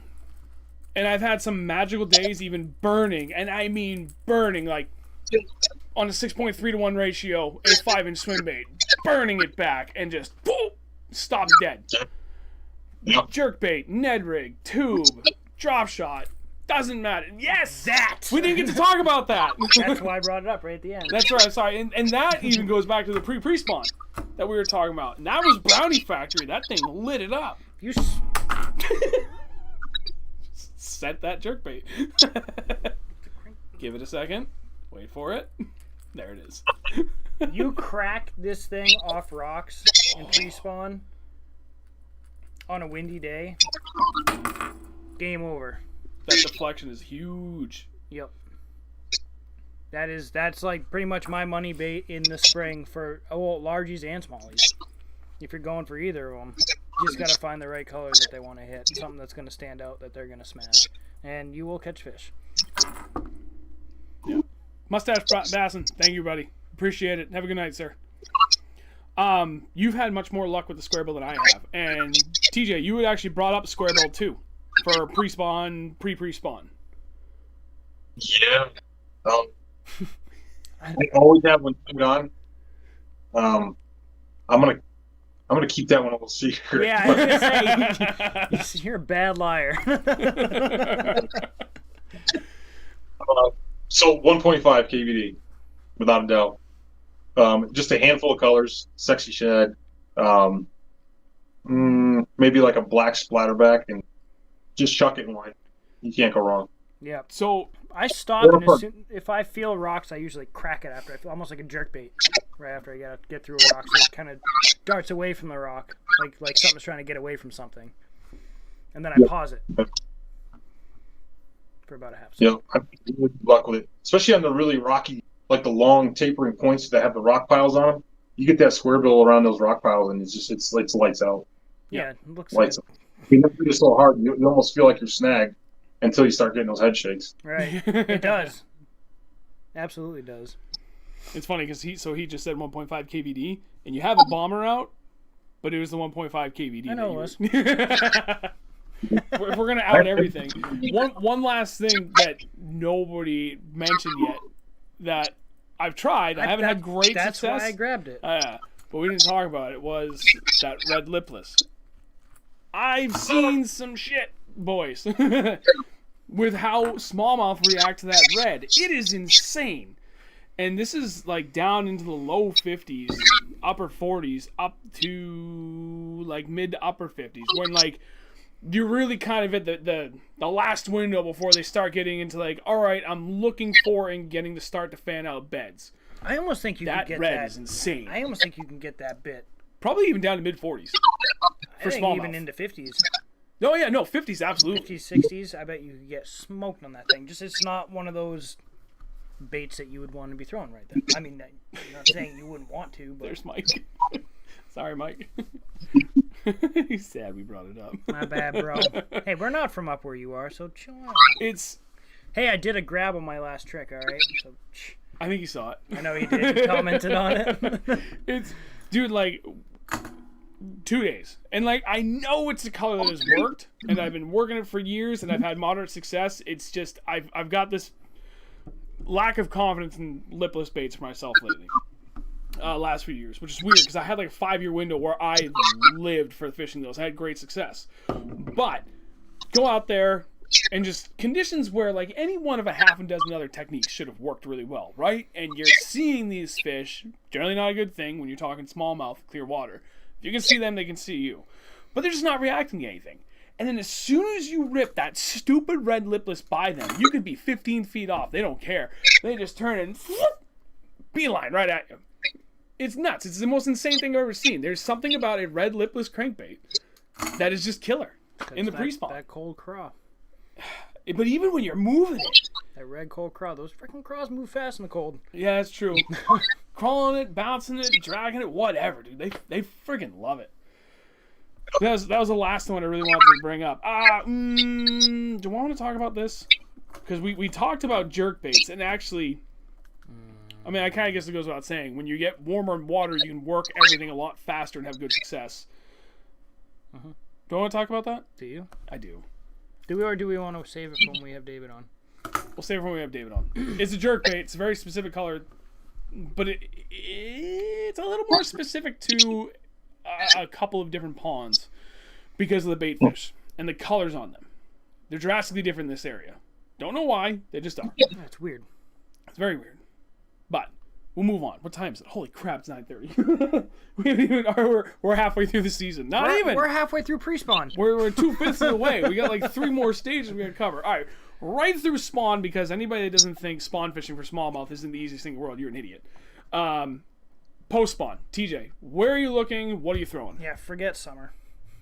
Well, we'll get to summer first, but there's that deep. post spawn window where they're still kind of shallow and starting to move out. I don't want to talk about it. Yeah, so I'll stick with the jerkbait for post spawn. I'll go back to like the 3.3 or 3.8 Kaita, kind of 3/8 or a half ounce football head, and I'll start moving back down those points. I know the lakes I'm fishing around here, as soon as these fish are done spawning, the majority of them are heading back out into the deeper water.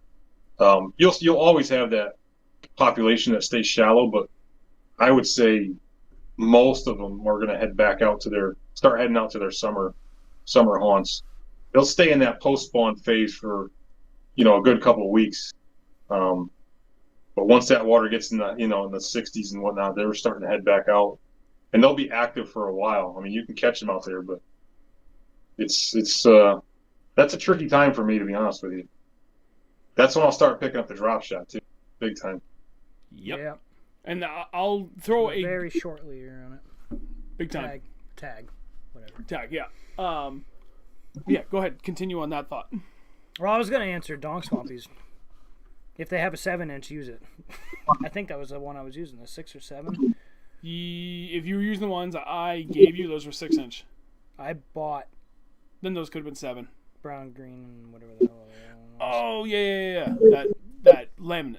Not really laminate, but yeah, the dual color one. Yeah. That I actually think still that was a 6-inch. It could have been 6 inch. Because I just had the straight up green pumpkin brown. But that was 6 inch. It was the biggest one I could find in the color I wanted to throw, and that's what they were hammering. What were we talking about before? I'm sorry, I was spacing out.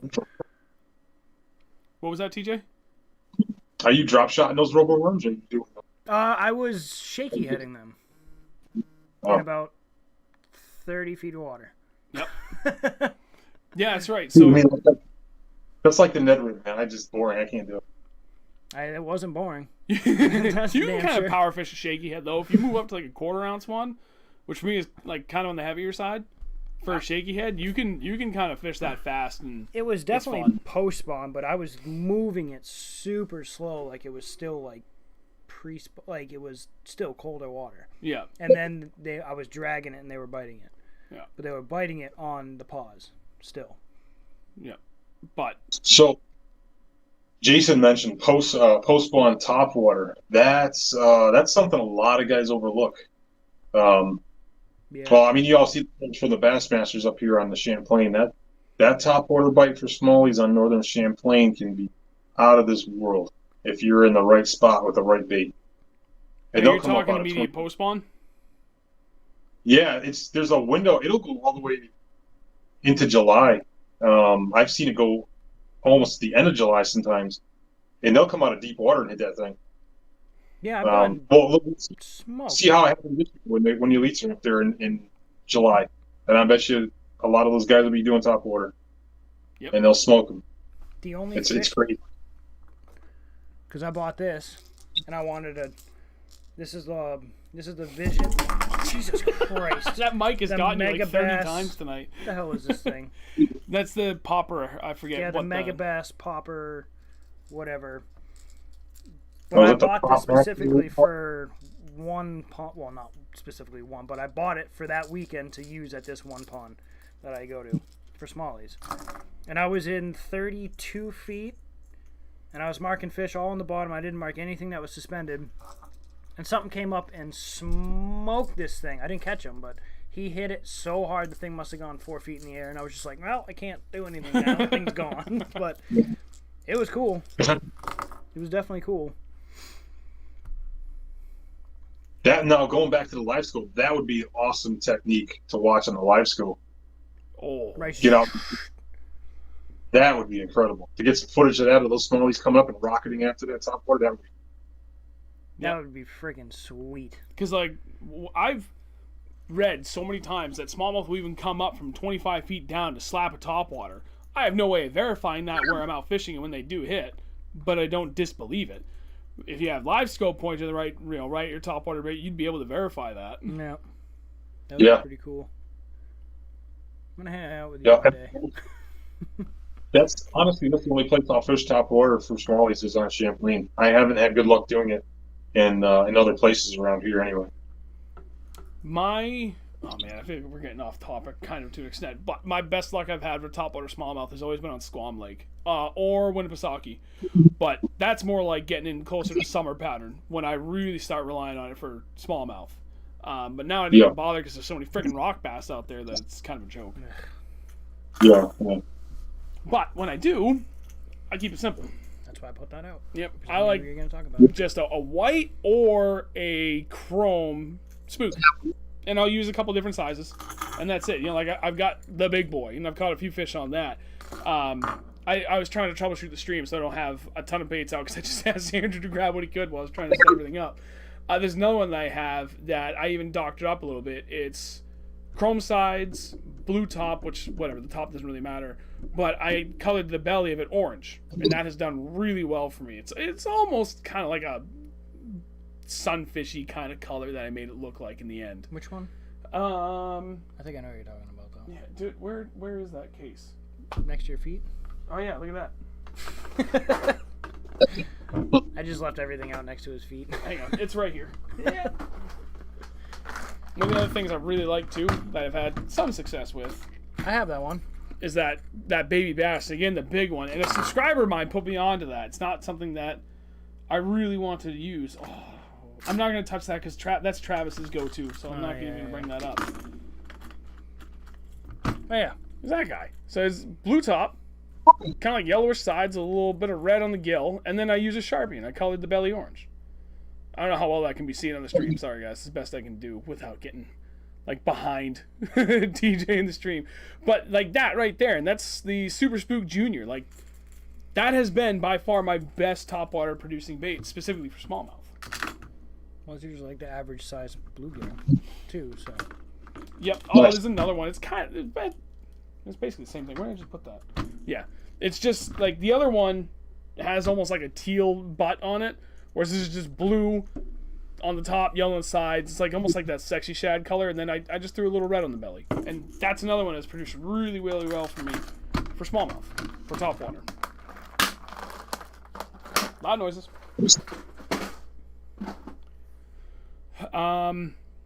We were still talking about immediate post spawn. Thanks, John. What he say? I'll text you when I get home. Another great job. Have a good night, John. What are your go-tos? For Post spawn, smallmouth. Like we go up there, we know we're like, I mean it's done. There's nothing left on beds, and we're chasing all the post spawners, and we're really going for the smallmouth, for the bigger female smallmouth. Waiting for it. Wait, no, I can't. Waiting for it. No. I mean that's one of them. Wait, you want me to throw this? No, what do you throw? What do you throw? I know what I throw. I can see it right now. I know. I have thrown this. What have you had the most success on though? For post spawn? Post spawn. Go ahead, throw it up. Especially this last Am I year. allowed to? Oh yeah, it's fine. Do I want to? Beast Coast Beast Hustler. Coast Hustler. If you have watched any of the previous videos, I've had multiple days. Actually, it was within a few weeks that I had caught all those fish. Yep. Because I had the day that we went to that pond up northish. Well, that's more summer pattern than like immediate post spawn. That was summer pattern, but it still worked. Yep. And even the day before, that couple days after that, when we went to did the tournament, Yep. this thing just absolutely hammered him. And I have all the confidence in the world that this is going to work post spawn. 100%. It will work. Yep. Jerkbaits always work, no matter where you are, what season you're in, what pattern you're working. You will figure them out. If you throw this, you will figure them out. Square bill, jig, jerkbait, jig, square bill. It's funny because Jason, have a good night, and I hope he doesn't break the mic either. Glide bait, river to seas. I have thrown that, and I have gotten followed early in the season by a few different species. So for me, when we're talking immediate post spawn, what was that? You talking about the glide baits? Yeah, what is that? The 168 river to seas S waiver? Yeah, that's a killer. That's I'm not gonna break it out, but I think I have. I think I have 6 glide baits now. Whoa. We have 3. Oh yeah, I got 3 new 7-inch glide baits right there. 4 and the big one, the 5. I got 5 glide baits. Sorry, boys. Drink. So I'll throw And guess how many fish I've caught? Total. 2 more in there. I'm going to throw in for post spawn. That they were talking about Beast Coast, and I'll throw this thing here. Yep. It's the Beast Coast Miyagi, 1/2 ounce head, and then a little modified Megabass. It's the Megabass Uaz swim bait or swim jig. And I'll be honest with you, I hated them as swim jigs. I didn't like them. I thought they sucked as swim jigs. So then I started throwing it as a swim bait head with the underspin, and I mean just flat out crushed them. And that's post spawn all the way into the fall and through the fall. To be honest with you. Nice. Yeah, because I remember you telling me about both of those, and you were killing it on those, especially that underspin. Yeah, because you didn't go out with him one day, and he was just slaying it with underspin. Yeah. Yeah, and then all fall when we were out there, that's the other bait I was getting them on, and I started that in late summer. Late fall, you were throwing that, and then I threw a jig under your boat and caught a 4.5. Yeah, that bite died off, and you guys started whooping on The one time. I ran it as long as I TJ shows could. up. Oh, I wonder if he has 20 pounds yet. Yeah, I had it 3 hours ago. Well, fuck you, TJ. I'm gonna throw you 4.5 pound largemouth under your boat in 50 feet of water. That was weird. That was weird. That was a Oh, he's gone again. Don't worry. He'll be right Damn back. it, TJ. I'll wait for him before. Oh, he's a lot quicker this time. I don't know why. It must be timing me out. I don't know. Yeah. Probably. Yeah, it was weird. I Well, was not whatever. expecting there to be a largemouth down there. That's the only place I've fished where I've caught largemouth that deep, besides Lake George. You have fished Lake George, though. Yeah, for him, that's not that Oh, far Lake- drive. No, it's only like Yeah, Lake. Yeah. So talking about drop shot, in Lake George, 50 feet of water, drop shot in smallmouth. Say that again? If we bring up drop shot, and that's one of the 80 feet deep drop shot for smallies in Lake George. Oh my god. Suspended or off the bottom? Off the bottom. Holy crap. Not far off the bottom, but off the bottom. See, I didn't even get to drop shot yet, but that's what I was working towards. I want to make sure everybody else got their words in for post spawn before I. I mean, drop shot is always on the table. It really is, but It like, shouldn't be had to be said. but where it really starts to excel is at post spawn. But I'll roll to that in a second. So for myself, post spawn. This is gonna segue perfectly into your point about drop shots. Spider jig still works really well. That's where the tube for me really starts to shine, and anywhere from stupid shallow down to like 30 feet, I can make a tube work, and I can make it work really well. And actually, fishing with Travis Rocket a couple times, won some pretty damn good money fishing a tube. Swim baits all of a sudden start to really do well, and jerkbait still does well. Ned rig continues just to be a thing, although pretty much from like 50 degrees on, you can rely on a Ned rig right up until it comes back down to like 50, mid 40s, and then drop shot. That's where the drop shot, if for everything else, I have a jig out, ice out to ice in all year long. Once we hit smallmouth specific post spawn, like, I will not go out without a freshly tied, perfectly set up drop shot. That's where I'm starting to dominate with that thing. And that's where I really start to play with my tag length too, between my weights and everything. But for the most part, I'm fishing it really short. And actually, before we go too far down that road, one of the things I meant to ask you, TJ, earlier when we were talking about immediate post spawn, because you and I, we kind of target a little bit of both. But for you, Right. TJ, when you're talking immediate post spawn and you're trying to chase those bigger fish that have already started to move down and out, are you more focused on structure and areas, or are you looking for bait, or a mix of both? A mix of both. I'm trying to find that first significant drop off between in that medium depth before they go back to their summer holes. And on the lakes I'm fishing, that's usually that 12 to 15 foot mark, maybe a little bit shallower, 10 to 15 foot mark. I would say more specifically, I'm looking for that structure, but if there's bait there, that's even better. Nice. Yeah. Okay. That's pretty much in line with what I'm doing. And I would say, like, immediate post spawn, within like the first 2 to 3 weeks, I'm much more structure focused, especially where they could be anywhere from 5 to 20 feet.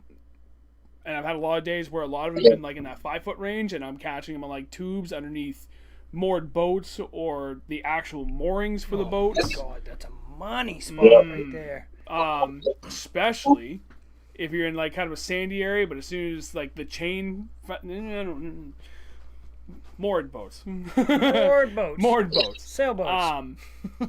You know, and then like that rip-rappy spot, isolated big boulders come back into play again as they're moving their way back out, where they're kind of up and down from shallow to deep. It's pretty crazy when the boats are moored in rip-rap. You all right there? Yeah, I just got something in my throat. But yeah, then like drop shot really comes into play. But yeah, like, once we're like a month past it, we're not quite in this like true summer mode, but we're halfway between, you know, like beginning of post spawn and summer mode, then I'll start, like, bait starts to become much more prevalent. And that's when they've really worked down into like that. Their happy zone kind of comes closer to like 20-ish feet. That's when bait starts to become a lot more of an important aspect for where I'm looking for smallmouth. Yeah, I'm 100% on that. Especially on the bigger waters, they're going to go down. They'll follow, like, so Champlain, for instance, they'll follow either the alewife, the schools of perch, or there's other various minnows in there, and the groups of those fish will latch onto that school of bait until they devour it all, and that could be a couple of days, it could be a week or two. But yeah, I would agree. 20 feet, 20 to 30 foot is probably that key mark, that specific depth that I'm looking at that point. Yeah. And going back to that moored, those moored, the buoys, that's, guys are going to hate me, but on Northern Champlain, that is a pretty productive post-spawn into that summer pattern way to catch them. There's certain areas around there that are close to key spawning areas where just outside there's numerous, moorings and buoyed up sailboats and whatever. And that pattern, if you get in the right spot, that pattern can be dynamite. You can hit 2 or 3 fish off of every, buoyed up sailboat. And some of them are. Which is why we always start at those same spots, at those same lakes every year. And a giant slide rock climbing wall thing. Mm-hmm. Fucking asshole, caught that fish out from under me. This guy, seriously. When we're in a good... I want to cast at that thing. Okay. Catches a fish. No. Bullshit. No. You had a wind knot or something. You were like, when we're in a really good bite, we start trading off, especially if one of us gets a little further ahead than the other, like, 3, 4, 5 fish in front for like total numbers. We start. All right, you take that spot. Like we take turns for like money spots, but especially if someone gets a little farther ahead, like, okay, you take like the next 3, 4, whatever money spots till we get caught up. Something happened. You had a malfunction, but we came to that spot, and you're like, I'm going to cast it. I was like, yeah, dude, it's all you. And then you're like, it was my brain. Malfunction. I'm like, I caught a fish on that cast. It's on video. It was. Bullshit. I'm sorry. How many 4+ pound fish did you catch on my rod and my jig that I gave you this year? More than ones I didn't.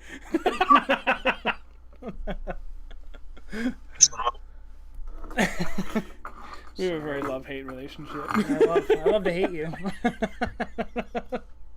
But I hate to love you.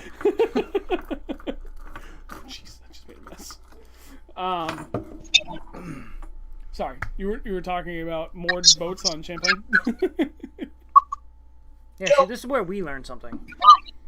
Yeah, if you guys are Northern Champlain, that's pattern. Northern, okay, good. Well, that's You can run, Good. run buoys, or you can run moored boats. mint. That's what I like to hear. What time is it? Oh, wow. All right, 10 o'clock. So, was there any other things you wanted to talk about post-spawn? Like, what you like to look for, your favorite baits, techniques? Nope. Okay, deep summer pattern. You're going to start with this. Deep. What are you doing with your drop shot? What are we doing? What do we change when we get into the middle of summer pattern? Drop shot. Your tag length increases by, could be 2 feet. You could be anywhere from 10 inches off the bottom, 8 inches, 8 to 10 inches to almost 2 feet off the bottom. It all varies on where they are, if they're suspended off the bottom, where they're suspended, what structure they're on, what depth they're in. It all matters, but just watch your depth finder and you'll figure it out. Or just after like an hour or so, just raise your bait up a little bit. And if they're not biting, raise it up a little more. And then raise it up a little more. Sometimes you're too... I've had a 3-foot leader once. Yep. And that's when they started biting. Just because, for the most part, you and I are still very much bottom contact fishing. Right. But what do I always say when we're going out for smallmouth fishing? The first thing we're trying to establish is how they're feeding. Right. They're looking up, or they're feeding down. Yep. And that's where the tag length comes into play. Mm-hmm. And we're not always getting bit on the bottom. But We're if playing we that are- long tag length. It's sometimes on the fall. Or sometimes they're taking the weight. Yep. And we're going the wrong way. We're going away from them when they start taking the weight, and then you're like, oh shit, Ned rig. Yeah. And then as far as baits, what do you like to do differently when it gets into that deep summer pattern? Like hot weather, hot water, like 75 to 80 degree water temps, and we're really just focused on smallies when we're stupid and trying to make things hard for ourselves. I'm smacking that thing around. I'm bouncing that thing all over the place. Kinda. Dragging it, little pop, and then dragging a little pop, and then I let it sit for a little bit, and I drag a little pop until something bites, and usually every, I don't know, 5-6 casts, you usually get a bite. Yeah. Depending on what depth we're in, if we have already established a pattern, it's usually every few casts you'll get a bite or you'll catch a fish.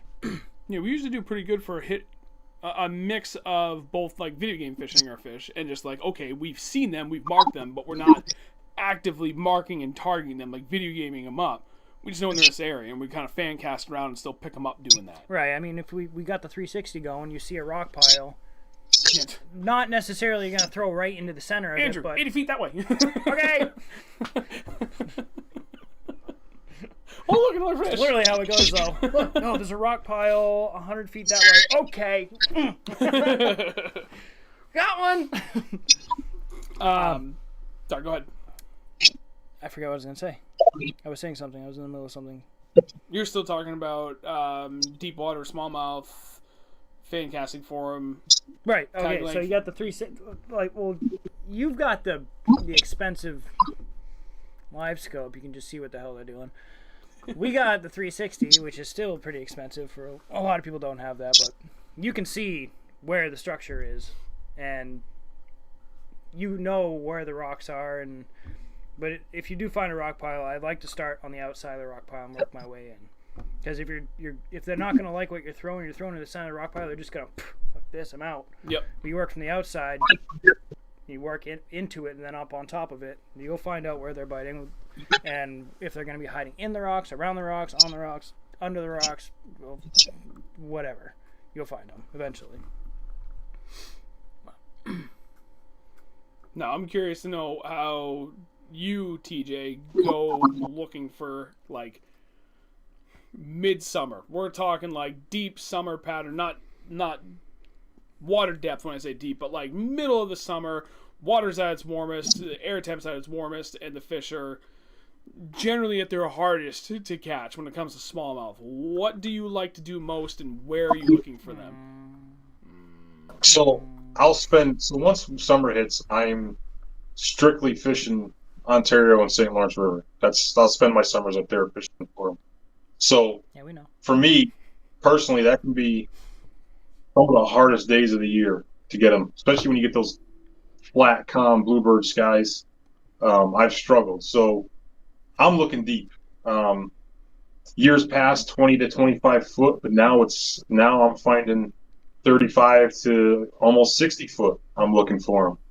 And what I'm looking for is either that 1 foot or 2 foot drop from a shelf to another shelf, That's where we found them. a shelf to a sand bottom, or you could find one small rock that'll hold 6 or 7 fish. And I'm 60 gonna feet do of water.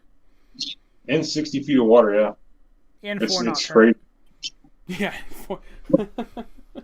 Yeah, it's nuts. And I'll have probably 3 or 4 different drop shot setups with, like what you were saying, Andrew, different tag lengths. I'll start from like a foot to 10 inches, Right. and I'll go all the way up to 2.5 feet. And if I'm dragging, I'll have one even longer in the current. Dragging that drop shot, I'll have when it's at like 30 inches. Because I'll bomb cast that thing out, and you're dragging, I don't know, 120 yards of line or 100 yards of line. That 30-inch tag now becomes 8 inches off the bottom by the Right. time you're dragging. Especially in the current.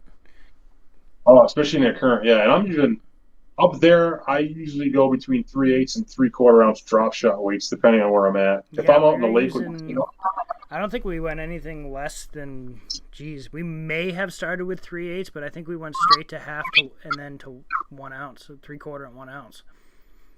At some point, we were using 1 ounce. It was insane. And there's spots up there in the river that have super heavy current that, well, guys are afraid to fish it because of the current, but there's some big fish down in those heavy current spots. The problem is getting down to them.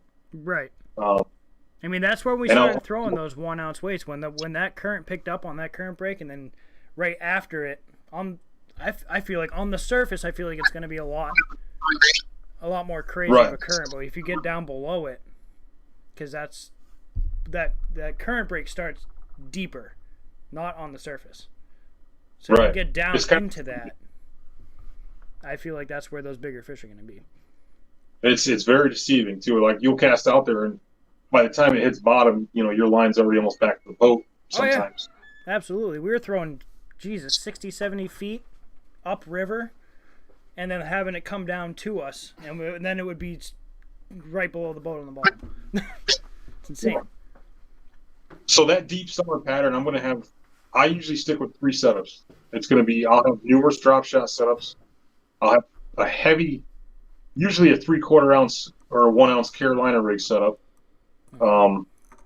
And the past year or two, I've been experimenting with blade baits in the summer on those deeper fish. There's a guy that guides out on Lake Erie that he's been doing it, and I've kind of been experimenting with it. And it's not a real hot pattern, but if you get in the right spot on the right days with that thing in that deeper water, and you get on a group of them, you can fire them up and they will smack that thing. Yeah. But hookup ratio on a 5 to 6 pound smallie with a blade bait in 50 feet of water is like 25. It's tough. Or a 5 to 6 pound smallie on one of these in 3 feet of water. Yeah, a little sour right here, huh? I don't have that case in here, dude. Yeah, that one hurt. I watched that one jump and spit it. I did too. Yep. Yeah, he saw it too. I wish I had my eyes closed. I wish I was staring off into the sunset like he was. I apparently had that other case in my boat. Damn. Dimitri? So talking about deep summer patterns, and we're talking about deep fish, right? Yep. There's a lot of guys that know this, and not a lot of guys are good at it though. On the Great Lakes, I don't know about all of them, but at least in Ontario and maybe Erie, there's a population of those big fish that will stay super shallow. Super shallow. Yeah, I'm talking foot or less. Hey, we found them. We did. We absolutely multiple, found them. and we lost every single one we hooked into. Ugh. Yeah, they're hard to catch, and they're always big ones. Yeah. That day that we watched you and your wife when we launched on the Eastern Lake Ontario access point. Yeah, because we were fishing that 15-foot section of that point. Yep, and there was that other guy out there with the Ranger with the the orange camouflage wrap on it or whatever it was. Yep. And we watched the two of you go out and turn around and come back. And we were still fishing in next to nothing. And we came up on this super flat, shallow, super shallow flat. I found that the night before. I was like, dude, I want to fish this. I want to fish this. And we were going along, and I'm looking at it, I'm like, okay, now the rollers are starting to come in, but I'm like, buddy, we gotta be careful, because now, we're so shallow, in the height of these rollers, I was worried we were gonna come down, and the trolling motor was gonna slap the bottom. We were shallow. It was pretty close. And we're going along, and we see, what I was hoping to find, a boulder here, and a boulder 30 feet away, and that's it. And we came within 5 feet of one of these boulders, and I looked at him and I was like, God, dude, shit. Buddy, that's it. That's literally the rock that I've been looking for, that I think there's gonna be a fish on. As I'm saying it, I flick my drop shot 5 feet in front of me on that rock. Biggest fish of the trip, 4 pounds 9 ounces, in 2 feet of water, in 80-degree water. Yeah. Dude, I saw that, and I had a feeling. Yep. I had a feeling that we were going to get a fish off that. And then working those islands that we were at, the last 3 full days that we were there. Same deal. We were working those series of shelves that you talked about, you find out deeper. We're working the same thing in 1 to 4 feet of water. We both dropped a 5+ pound smallmouth. Mm-hmm. Within, yours I think was a little closer. Yours was probably 15 to 20 feet. Mine was 20, 25 feet. They're basically the same distance. And we saw them. And we saw tons of them just cruising as we're working around from spot to spot. It's insane. Like, how many of those big fish live out there super shallow throughout the whole season? Yeah. Yeah, I heard. Yeah, there's a couple of well-known spots in that eastern basin on the Canadian side and the U.S. side where it's, 8-foot deep flats up to 2-foot flats, and there's been numerous tournaments won that way, midsummer. I mean, there's a couple spots in the river the same way, super shallow, rocks and wheat mix, and these guys just whack them. I don't focus on it. If I'm not getting them out in the deep, I will go sometimes and check shallow, especially on those bluebird days. I'll go and check shallow, and they're always there. Yeah. Whether you catch them or not, is another story, but they're always up there somewhere. I'm telling you, the brown one of these. Yeah, that was that goby. That goby color. I think that was the goby pattern spy bait. Half ounce. That is a half ounce. Yeah. So you know what the issue is with those fish up there and those little hooks on them spy baits is, I don't know, you guys have probably noticed it. You'll see how thick their jaws are on those fish up there. Oh, you gotta crank into them. They're like, it's all scar tissue from all the. I don't want to talk about it. the zebra mussels. Zebra mussels. Fishing off Gotta the be. top of them. You're sitting there pecking at those zebra mussels, getting all the gobies out of there. They're gonna grow scar tissue. You can't set the hook in them.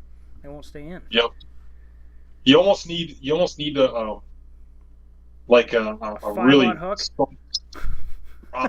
So that when they hit that spy bait, they get it before you set the hook into it. You know what I mean? You almost want them to freaking chomp on that thing. Yeah. Because if you get it on the outside of the mouth, you're not going to hook them with those tiny hooks. Yep. Yeah, I know. We found out that the hard way. I got one fish on this. It was maybe like a pound, if that. Yep. And I thought it was the coolest frickin' thing. And then we went out the next day, and I hooked in and lost that frickin' giant. And I was like, I hate this fucking bait. Yeah, it was in the 5 to 6 pound class. It was a big fish. See, I've had really good luck up there in the spy bait in the super deep water. I know, like, guys say, 20-foot max with spy bait. I chucked that thing out in 40 foot of water and just let it sink, and I've had really good. It's something they're not seeing down that deep down there. Right. Yeah, I probably just put it away, so I probably just screwed myself. Whatever. It's fine. I don't think that many people watch this anyway. 33 people can't spread that much. Well, there was like 50 plus at one point. Really? Actually, it's 7 points. Yeah. Oh shit. Good. Yeah, it's actually been the most successful stream so far. What time? Oh, Jesus Christ, 10:10. All right, all good topics all summer. I don't mean to be so abrupt, but I want to keep this going because I really I want to cover the whole season like I said we were going to. I mean, we have covered in the fall and the cold water smallmouth fishing already in the last 4 videos. Pretty well, I mean, much. To an extent, but it was kind of all like higher level stuff. We didn't really get too specific in those videos, except for like a minute and a half explanation of what we were doing. Right. But okay, well, we'll move on from summer boats now. Early spawn. Early spawn. Early fall. Like they're things are changing. Where are you looking when they're coming out of that deep summer pattern and they're moving into the next stage? Where are you looking? What are you looking for either bait and or structure, and what are you throwing? I'm mainly looking for bait, because that's one of the hard. Start getting into that transition phase. That there's like, I think I can help explain it really good. There's transitions. There's that early transition from like the end of summer to that really, really fall, and then there's another one later in the fall. For me, that's been the toughest part because they almost. So I basically follow them back to where they were in the spring, is what I'm doing. I'm going from where I'm catching them in the summer, and now I'm starting to move shallower and finding those transition points where they're going to eventually be, in the fall time. And at that point, I'm thinking from what I've seen, they're mostly chasing bait. They're looking for those baits, which in my opinion makes them hard to catch because now in the bigger lakes and those open waters to find those bait schools is difficult sometimes. Yep, and I look for that. If it's a windy day, in the fall, and I feel like going for smallmouth. I mean, if I'm looking for smallmouth in the fall, I will go on a windy day, and I will strictly throw a jerkbait. I will go to that windblown shoreline, and I will throw a jerkbait in that riprap around those rocks, and that's pretty much all I'm gonna throw. I may throw a drop shot here and there just to see what's biting, if they're gonna bite, or a jig. But 99% of the time, I am gonna go out and throw a jerkbait. So that's that time of year. That's when I'm starting to go hard and heavy with that, with this bigger swim baits, on the half-ounce heads and stuff like that. I'll start getting those down there and slow rolling them until I find what depth they're at. And it almost, if you can find a big enough school of bait fish and keep on those fish, they'll stay with that school for a while. Yes, they will. Sometimes I mean you can find them through the Yeah. So like Northern Champlain, there's and a lot of guys know about it. It's pretty famous. Is, the perch bite in the fall in that transition. They start following those schools of perch, and it's just unbelievable. Yep. So I kind of just that 3 to 4 inch swim bait and just start to find those areas and just slow roll that swim bait. And I'll stick with that swim bait all the way through the late fall. Yep. What are you laughing about? Go ahead, elaborate. No. I got bukkake on the freaking camera. A bunch of perch. He's laughing because he got perch bukkake all over him at one point. We were fishing a really good jerkbait bite around spawning perch early in the spring, and he kept catching perch, and they were just skeeting all over him. All over the place. It was Nasty bullshit. Nasty. Yellow. Nasty still, yeah. Yeah. See, for me, I'm doing the same thing as you, but I'll still really rely on that finesse game because I love fishing a drop shot. So when they come out of that deep summer pattern, that's one of the areas I'm still trying to work on. For us, even though we still are trying to fish bottom contact, I need to put more focus on the suspenders because they move out on these deep glacial lakes, really where like a lot of our better quality smallmouth fishing is, with the exception of some really small, like kind of low key areas. I struggle still in the middle of summer, and I'm starting to pick up on different techniques and get more confidence in them more than anything to find them in that. But as they make that transition, I'm following them where they're still in that 20 to 45 feet window, but instead of in the middle of the lake, they've just shifted to the bank. They're not up on the bank; they've just shifted like wherever they can find the bait that has migrated like that to where they're kind of starting to find. Whether it be points or just steep banks on shorelines or whatever it is, humps, rock piles, the whole 9 yards, I will follow the bait. And I'll watch my graph like a friggin' hawk. As long as I know I'm near the bait, the bass are going to be either in it or just outside of it, and that's kind of where my bread and butter is. And I'll work that drop shot hard. That's pretty much all I fish that point. It's just a drop shot, but I'll throw... How many baits do I usually have on the deck by like the first hour? A lot.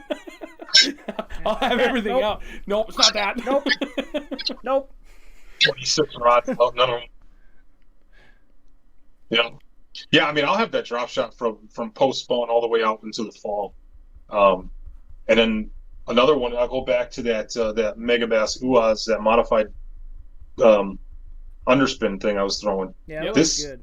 This has been really good for me during that time, that early fall, that late summer, early fall transition, especially with that underspin. And that's where that live scope has come in for me now, too, because it's a little easier to find those bait schools. And then it's even, it helps to keep on the school. With traditional sonar, you find that bait school and you catch a few fish and that school moves. It's hard. Not hard, but it can be difficult sometimes to relocate that school. Where with that live scope, you can almost follow that school as you're catching these fish. That's where it's really shined for me the last couple of years. That is almost the reason, and I do not exaggerate, that was the single reason why I almost opted not to get the Mega 360 and go to live scope. Steve, the owner of Bass Fishing Electronics, based out of southern New Hampshire here, he was the one I bought my electronics from. Everything on my Skeeter. And I was dead set. Give me a broken trolling motor. 2 years old. You knew that was $50. Shut up. And that was one of the things he said exactly that. Especially when you're talking like that like middle of the summer pattern into the fall. You get into those schools of fish, and especially the quality ones. As soon as you catch one or two out of it, they scatter. And if you don't have a way of pointing at them, you don't know where they went. And he was like, dude, with that live scope, I can watch them, and all I gotta do is just quick fan left, right until I figure out which direction they went, and I can just follow them. And you'll catch one, and 9 times out of 10 they'll just shift 50 feet. So you think they disappeared, but they didn't really did it. They didn't. They just shifted. And he just repoints it back at it, waits a couple minutes, fires right back past them, comes through, catches another one. Follows them when they shift another 50 feet again, and just repeats and repeats and repeats. That's insane. That's where that thing shines. I mean, like you said, with traditional sonar, it's you can do it, but it's difficult. I mean, you're constantly moving. You know, you're not moving the right way. It's crazy. Yeah. You know, there was a couple years back. I think it was a Bassmaster Elites out on, I think it was Lake Erie.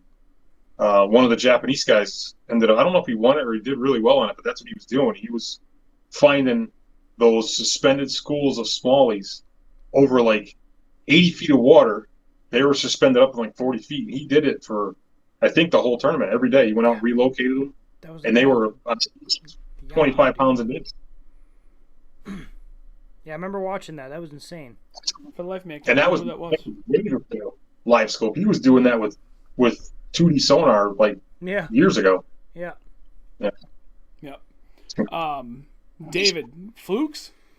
Oh yeah.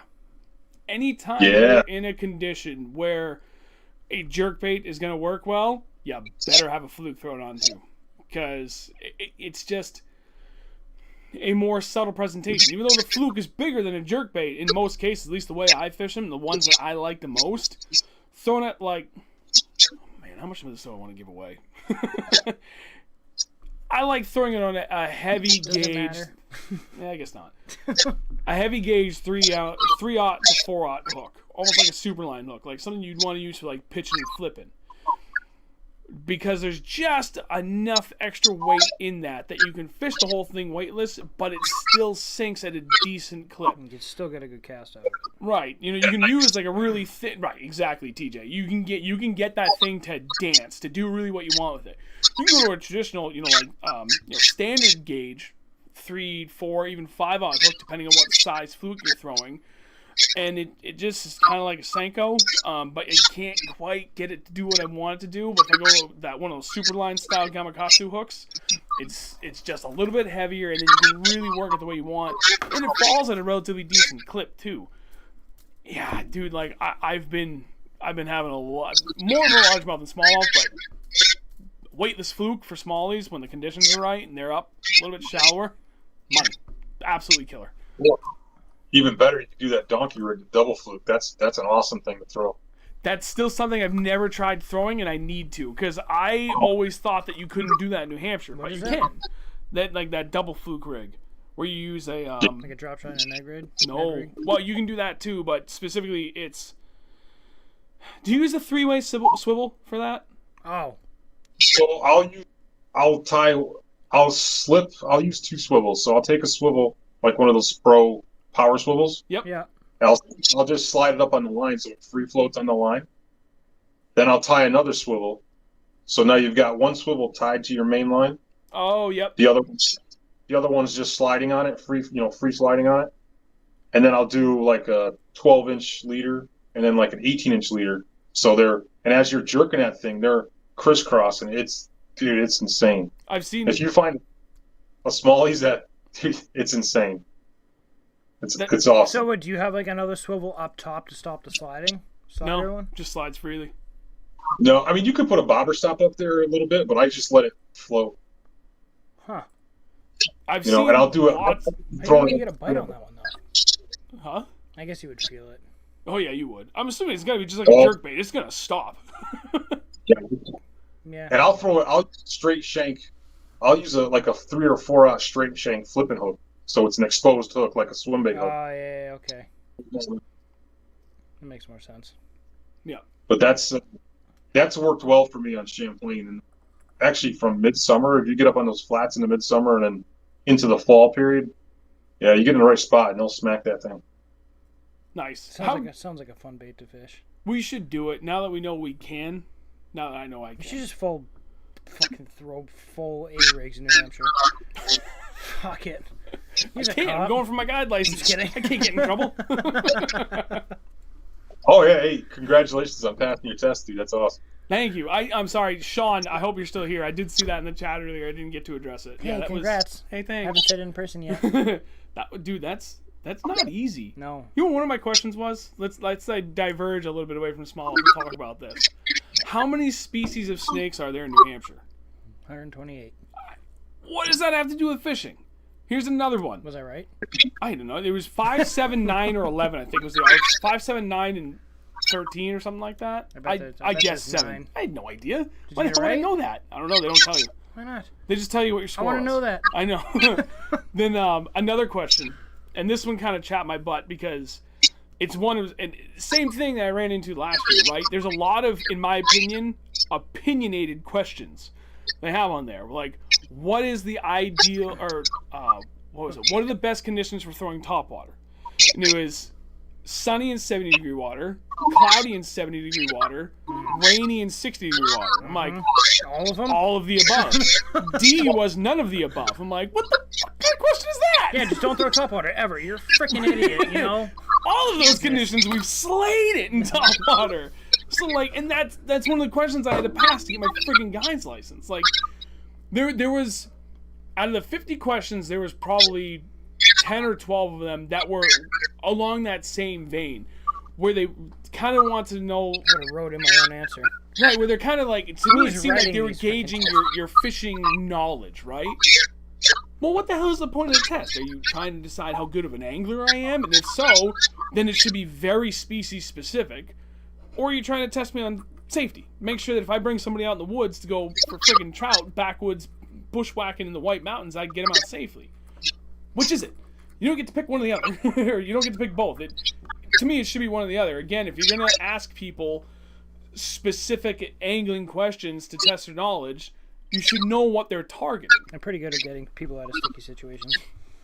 Nah, I don't want to hear about it. I don't want to say it. Oh, that. See, I thought you were being perverted again. No. You usually are.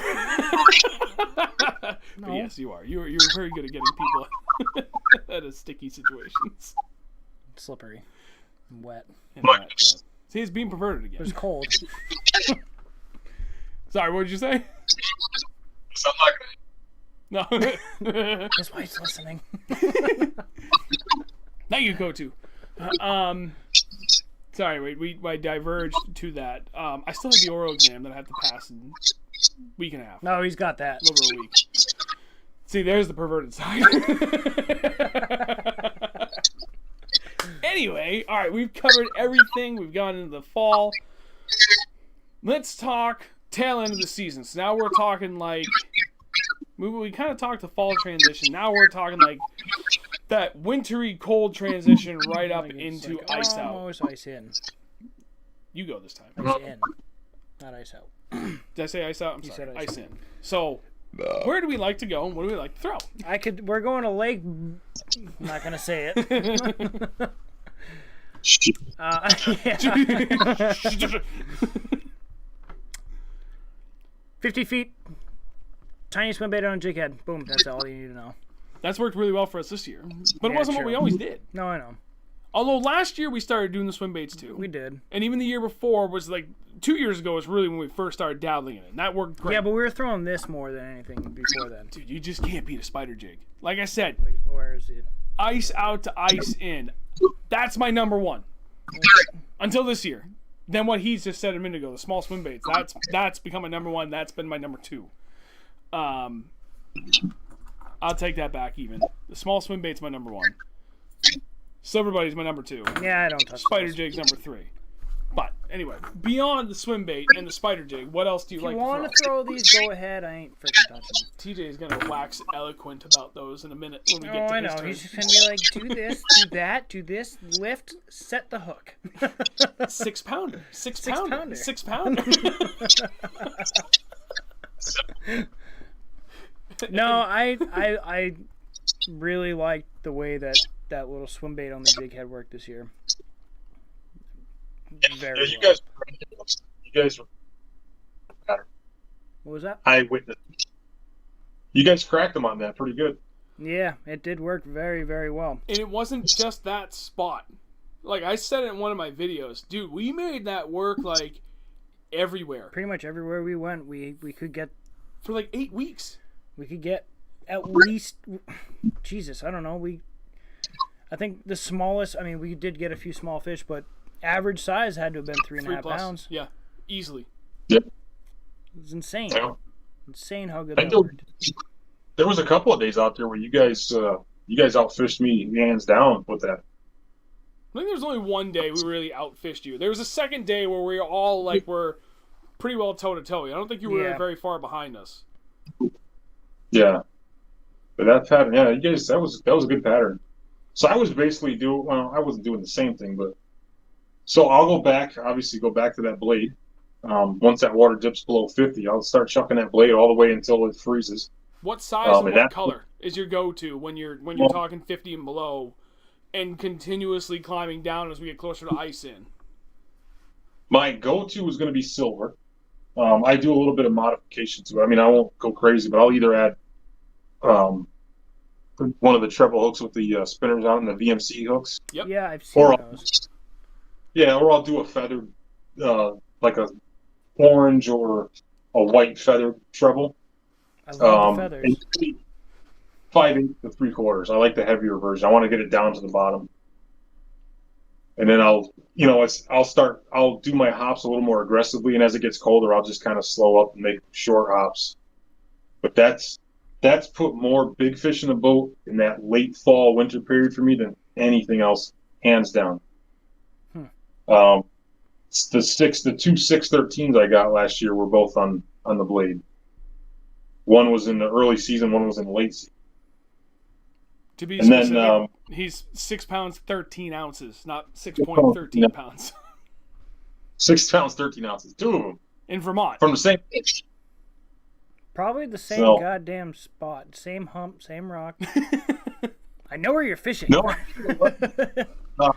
So, funny story. I had one. So I was in that lake. You guys know where.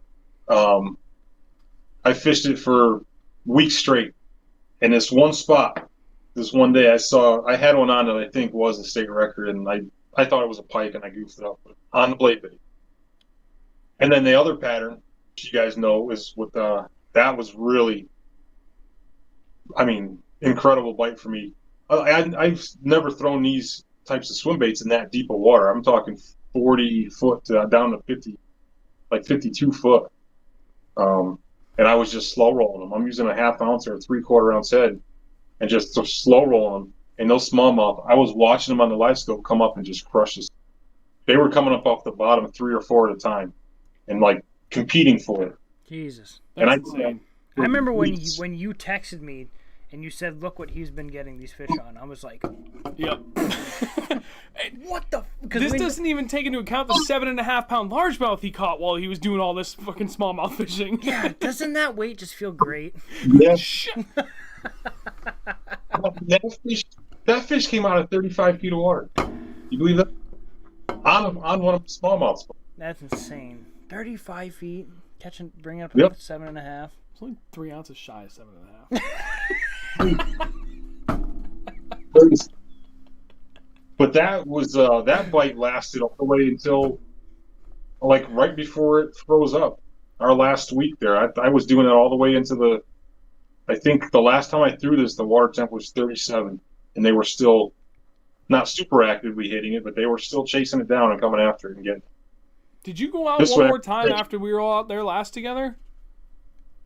Yeah, It was snowing that day, wasn't it? Last time we were there. I think Yeah. I went one more time. And it was the lake was half frozen, and it was just, I think I got 2 fish, and it was just done. It was too cold. Yeah, But that's this right. one- I think that was the first weekend in that whole the whole season of fishing that I didn't fish, and I forget why we didn't go. I think it snowed again, like the day before. Yeah, It you was got- supposed to snow on the way home No, or something. I forget. That was the day we went down into Mass and we got skunked.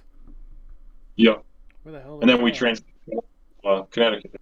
But if you I don't know if you can see that, but this one still has teeth marks on it. Yep, I can One see of the that. last. Oh yeah. That's insane. No, we went to the herring place.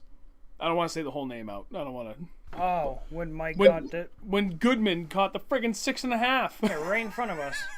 Fuck you. Got skunked and we watched my buddy and his crawdad catch a 6.5 pound largemouth on a jerkbait. Nice. Yeah, it was a nice fish. Wow. That was a really nice fish. We both caught like maybe like a 2.5 to 3 pound pickerel that day. Yeah, a couple of Mondo pickerel. I did get Nice. Steve's here. yeah. This little 4x8 plastic boat showed up the glitter rocket big time. That was awesome. It really was. Like Dude, a we heard him set the 6 foot- hook and he's like, "Oh, this is it, boys!" from like 300 feet away. We got a big one. That was awesome. Did you see him just going like towing across the lake? Help! 6 towing a wake for the first time ever.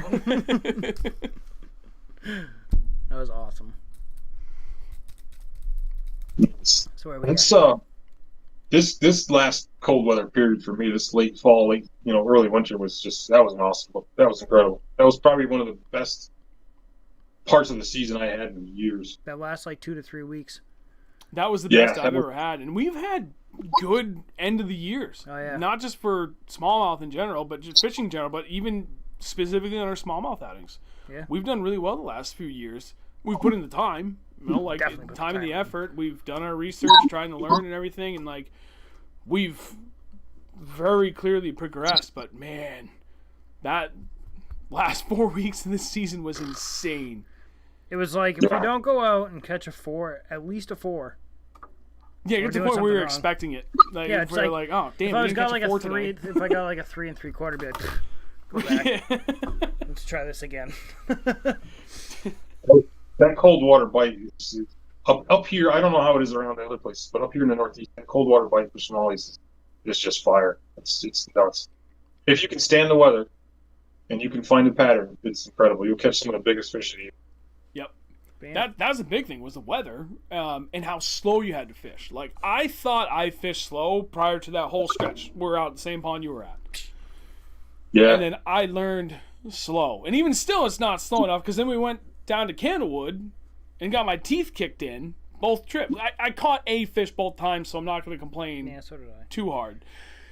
Shut it. He catches a 4-pounder every time he goes. I caught at least a high 2, so it wasn't like I was catching dinks. The one But fish yeah, I that caught, was the only fish but- I caught, and then I smoked that stump. Yeah, you did. That was amazing.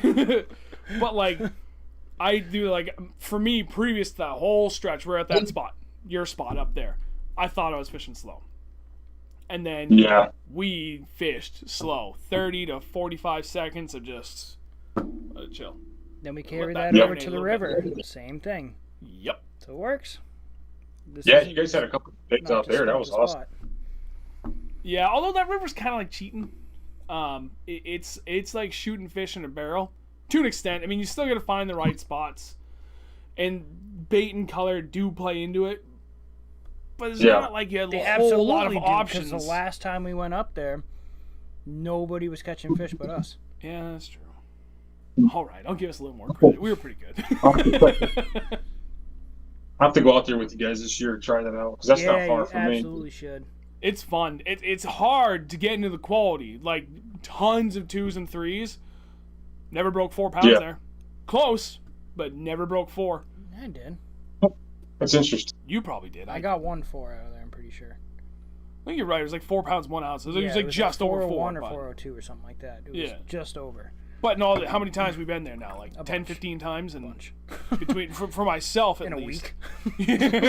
And we've only did 1 4-pounder. And I've talked to guys that fish there all the time, and there's been a few 4s and even, well, literally only 2 5s that I've heard of. They're there. They're just very hard to come by. But the sheer number of numbers is something else.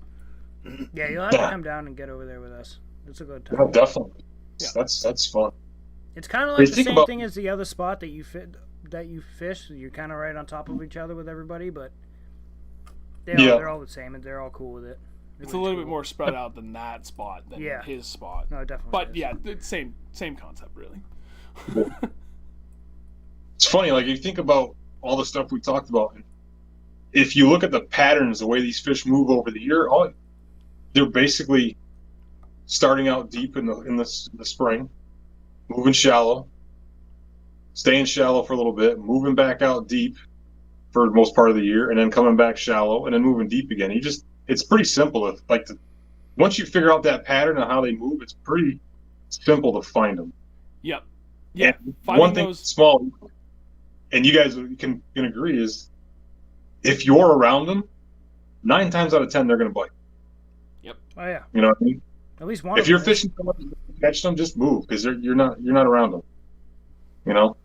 Right. Yeah. I mean, how many times have we gone to the brownie factory and like we've got that place nailed down pretty good. If they're not in one spot, if they're not active in one spot, they're active in the next spot. Throughout the whole year, we chase them over like a half-mile stretch from like DJ just said. Hey, they go from the deep spot up to the shallow spot, back to the deep spot up to the shallow spot. Like there's kind of just this circular area leading up to this like a couple of main points, and that's a lot of lakes though are like that though. They're 90% of the fish are in 10% of the lake. Right, and a lot of it comes down to cadence and color. Right. To figure out what they're biting on for that day. Right. If there's any one thing, and it might be different for other people, but how many times have I said that for where we've had our success? It's always come down. 99% of the time, it's come down to cadence and color for smallmouth. 99% of the time, they're going to be in the right areas. You're going to be in the right area. You're going to be on top of them. You're going to see them. You're going to get chasers. But to get them to commit and have those good days, cadence and color. Sometimes you're fishing too fast, a little too slow. You know, green pumpkin might not be it. It might be green pumpkin with black flake. Right. Because smallies are that fickle and super picky. Fickle. How many times have we had the color change on us in the middle of the day? Oh, dude, ridiculous. Fucking hammer them for like 3 or 4 hours and then nothing. I wonder if this color will work. All of a sudden you start hammering for the last half of the day because you just made that one stupid color change. And then you just changed to a certain color all fall. And it works all fall. Sorry, can't give you that color. Absence of color. One thing, just going back to the midsummer and probably even into the early fall, which we didn't mention, burning a giant chartreuse spinnerbait. You had 1 ounce, 1.5 ounce with big willow blades, all chartreuse, and just burn that thing. And man, you can catch some of the biggest fish of the year doing that, and they'll come from a long way to get it. Doesn't always work, but when it does, when the bite is on, there's nothing like it. I've got a few of them. Do you? Oh, that's the one I will counter that. Well, I agree. That is one of my best producing spinnerbaits. And it's not willow, but they don't seem to care. Just that painted blade, straight up. Charlie Moore special. Chartreuse on chartreuse, guy. And then one of my other favorites, it's this one's a little beat up. It's from Rocky Ledge, and something about that coppery bronze blade with a silver blade, and then again something bright or even like perchy kind of pattern colors for the skirts. Fire Tiger, something. That's not it. That's 2 out of 3. I will never show my number 1 for smallmouth because so few people use it, and I only have a few of them. I'm sorry. There is a limit to what I'm gonna share.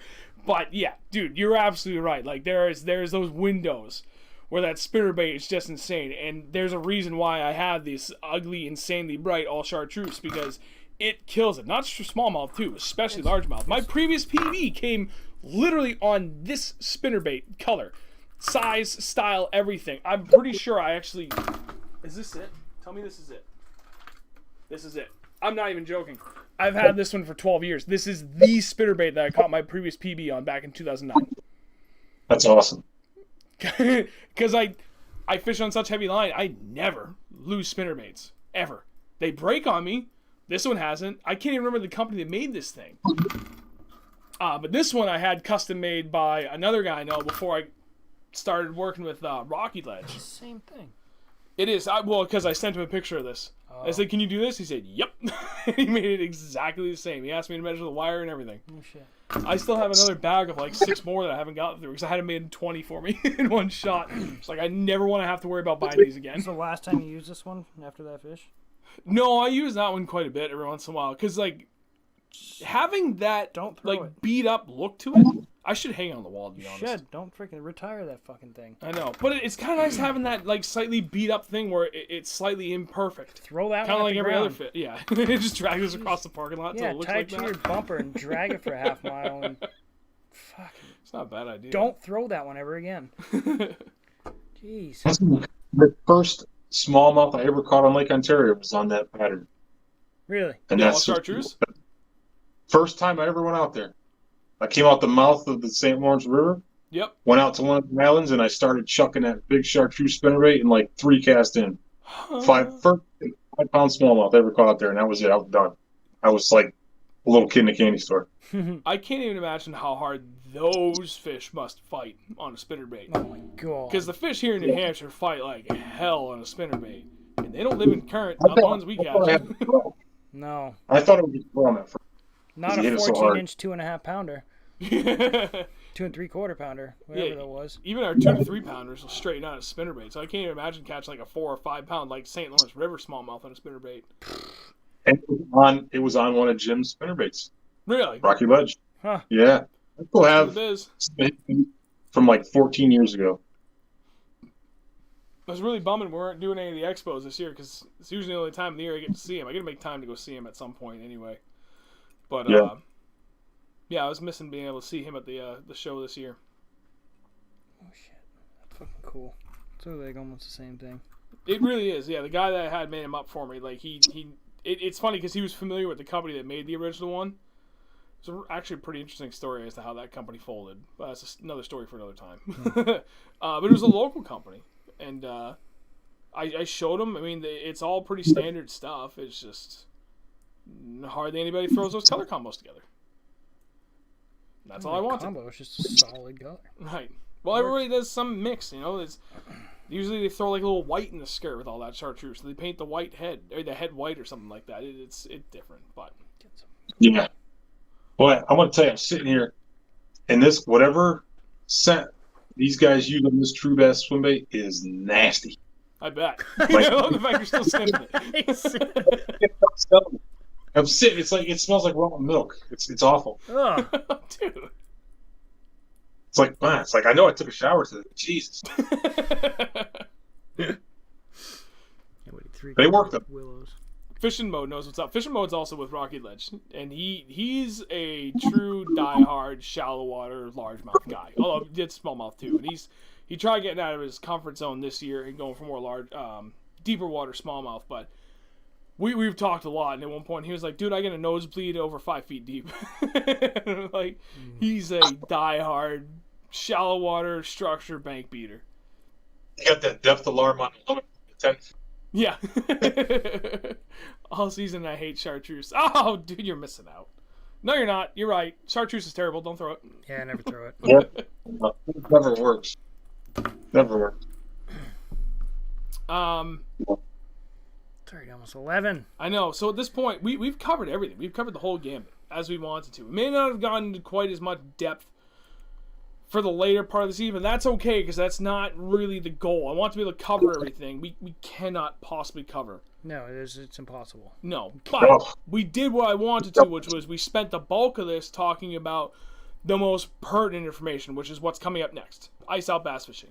And we're going to continue to revisit and overlap these topics throughout the year as we get into those time zones.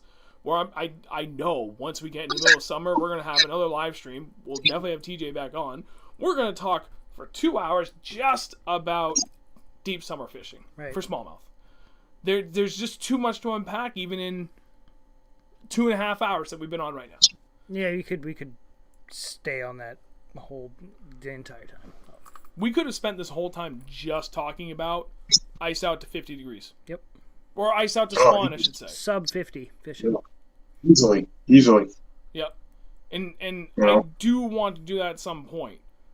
But as we're kind of still getting the stream off the ground here, I don't regret how we did this. We stuck to the plan. That was the plan from the get-go. I wanted to cover the whole gamut of it. And as we get further into this series and we get closer to more specific times of the year, that's when we'll actually dive into like like the really finer details, the inner minutia of every window of the season for both largemouth and smallmouth. So this worked out really well. Is there anything, actually TJ first, for quick parting thoughts from maybe anything that we didn't discuss for at any point for smallmouth that you, I don't know, something that you wanted us to circle back to that we didn't get to? I'm sure there is, but for the people watching it, I would say just once you understand their smallmouth movements, because they're similar to largemouth, but not the same. Once you understand their patterns and their patterns of movement, you'll be able to find them and you'll be able to start catching them. Just put the time in. Put the time in. It's there's no replacement for time on the water with these fish. Absolutely. And you can get by with very few techniques and or baits when it comes to smallmouth, but color selection has been more key for me than anything else. Mm-hmm. I could fish a Ned rig, drop shot, and a spider jig. I could fish those three things from ice out to ice in and catch fish. But I'll have... Oh, God, how many drop shot baits do I have? But never mind colors. Size 2, though. Right, size 2, but it's still drop shot. And yet at that point, you're just playing with different weights, your different tag lengths, different sizes, because in the middle of the summer, they seem to like a 4 to 5 inch bait better than, say, a 3 inch-ish bait. But man, color is so friggin' important. But those three techniques, you really could fish the entire year, and that's all you need. You just need a lot of color variation for it, because that's really where it starts to matter. I just realized how bad I need that for largies. Yeah. Sorry, can't show you that yet. I'm so happy I found that. Ooh. That is You didn't see that? That is really real. Yeah.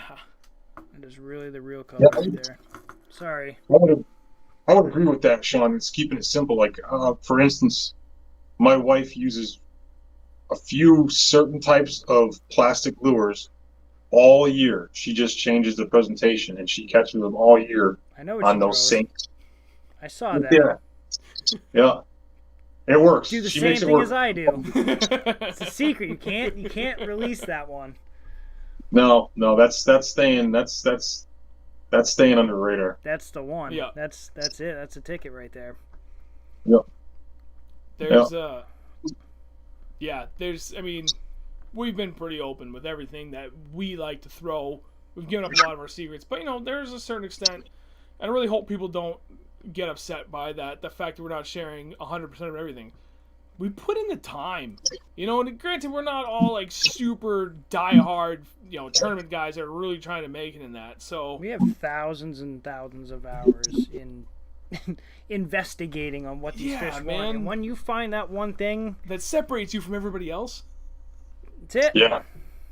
So there's a reason why we're not completely open with everything we do, because now it's not a Senko. God damn it, we put a lot of time in to figure out those little nuances. TJ reiterated the point. There's a few of the cores that work great all year long. I mean, you really don't need to diverge from that. You'll be fine. But if you're looking to take your game to that next level, that's where time in the water gets you, and finding those minimal, slight differences that separates you from everybody else. But that just works.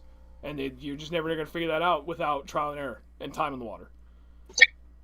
So there's a guy that I follow on Instagram and YouTube that some guys probably heard of, Derek Straub from Canada. The guy's a stud smallmouth fisherman, and he uses I think he's got 26 baits. That's all he uses. 26 different baits throughout the whole season. It's a lot of it. And this guy, it's like different types of baits, but they're the same. I don't know how you explain it. Right? Yeah. I get, yeah. You know what I mean? Yeah. And that's all he uses. He doesn't switch up. And the guy catches, world-class smallmouth all year round. And I try to do the same. I keep it simple. I mean, I can't show the thing I have my baits on right here because I'll fall on the floor. But I've got probably 10 baits on this board right here, and I'll stick with those through the whole year and just swap them out at different points in the year. Yep. And that's it. Dude, I've caught the I bulk don't- of my 4+ pound smallmouth on a drop shot with a 3.5 inch worm. It's just been a different color almost. Yeah, Yeah. one of 8 different colors. They're chasing bait fish. Yep. Find the Nope. foliage. Foliage. Forage. You were close. Foliage. Find the leaves, you'll find the fish. You Find know, the like forage. Yeah. everyone's on that max scent bite, and I'll tell you, like I was using max scent before even people, it was cool to use, and it does work. I'm not gonna lie, it does work. That makes me very But now- happy because I was looking for my jig trailers for my ice out bass fishing. I'm very particular about a certain style and profile of trailer for my jigs, and I realized that Berkeley makes a max scent version of it. Yeah. I'm very excited for ice out this year. Yeah, Yep. you tell me. You're not touching That's it. stuff. Well, that's Buy another my thing. For That's once. another thing we can touch on real quick before we end it is scent. Smallmouth and scent, in my experience, has been a big thing. More so than largemouth. And see, that's something I don't put enough emphasis on, and I should, because that's that extra added little aspect of what you do, and like even dyes, like kind of just Yep. slightly Yep. doctoring things up. Like those are those 2 next levels of things that I haven't put enough time into that I keep meaning to. It's always in the back of my head, like, yeah, I should do that. And fishing with my buddy Dennis recently when we were down. I mean, it was stripers, but whatever, bass are bass. And like, he was killing us at first because he just Hit that one little chartreuse tail. it. Son of a bitch. Yep. I must have it. I must have. Give me a second. I remember I've been you- trying to get into it. It's not for lack of trying, that's for damn sure. It's just not enough focus on really trying to make it work. I'm gonna dump this whole thing trying to find that. Oh, dude, there you go. There you go. Show that. Oh, and that. Oh, here you go. There's a good, perfect example, right? We were fishing one spot Side. where we were catching perch in and around a lot of smallmouth. But they didn't. This is just a standard Beast Coast creep, and you can see it's got the orange fins, but the perch we were catching, blood red fins. Hence the painting on that. That's when I was really searching for a new PB after I caught that 5-pounder that I tied mine with. I caught a perch not too long after that. I was like, yep, I'm gonna go home and do that and try it. And yeah, I didn't get bit on it. But to your point, You will. about scent and dyes, as I expanded upon that, it is a very important aspect for that next level of achievement, and I've certainly been trying to get to it. I want to throw it on chatterbait. Not as much. Yeah, dude. Yep. I mean, just as simple as, I don't know if you can see that, but dying just that one tail on that center swim bait on that A-rig. Yep. Just for that color attractor. Now, one thing you'll notice on all of my bases, same thing with the Miyagi. Just a little bit of dye on it, chartreuse. That's a common, the jerkbaits. Chartreuse on the belly. It's a common thing with the smallmouth. And along with the scent. At least in my experience. Yep. Definitely a little bit of chartreuse helps with smallmouth for some reason. Gold And blue. and blue. Gold, yeah. Yeah. Gold, definitely. Yep. Something I will continue to elaborate on. Yeah, Mike, you're right. I'd be offended if you were giving away A-baits, to be honest. Can't give away everything. It's at a certain point, people, you got to put in the time and effort to figure out those juicier details on your own. All right, so TJ kind of has parting thoughts. Is there anything else that you wanted to kind of expand upon for anything that we didn't really get to cover, either for specific periods of the year or a specific bait or a technique or just anything that we didn't really get to elaborate on that you kind of want to touch upon before we wrap this up? I think we pretty much covered everything. Jigs and jerkbaits. Jigs, he's a simple man. Very simple man. Any episode, I'll just bring in jigs and jerkbaits and Yeah. As soon as people watching, as soon as the ice is off your lake, get a jerkbait out there and just start chucking it. You'll catch them. Yep. And don't frickin' move it. long pauses. Where's Dave? I guarantee Dave's been long gone. Bring some tubes this weekend. Later, guy. All right, Steve, have a good night, buddy. And I'll bring him. He's probably coming with us on Sunday. Oh, is he? Oh, yeah. Oh, heck yeah. See you Sunday, bud. I can't even get my boat up the driveway. Sucks to be you, nerd. It's because you drive a GMC, you loser. That's not.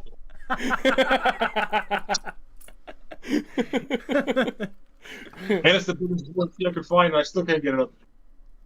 What was that? I said it's the biggest GMC I could find, and I still can't get the boat out the driveway. Oh, God. Should have bought a Yoda. We just, I just went out yesterday and snow blowed out my boat. I mean, we don't have that much snow around here anyway. Your in southern New kids Hampshire. shoveled it. It was funny. I just made them shovel around the one set of tires. I can't get the snowblower in there. Mm-hmm. But it was too funny. I couldn't resist. Get shoveling, you little bastards. Dad? Don't talk to me till you're done. Yeah, I snowblowed out my boat yesterday with this weather. I'm lucky that like where I park my boat and like the whole front side of my house is all southern facing.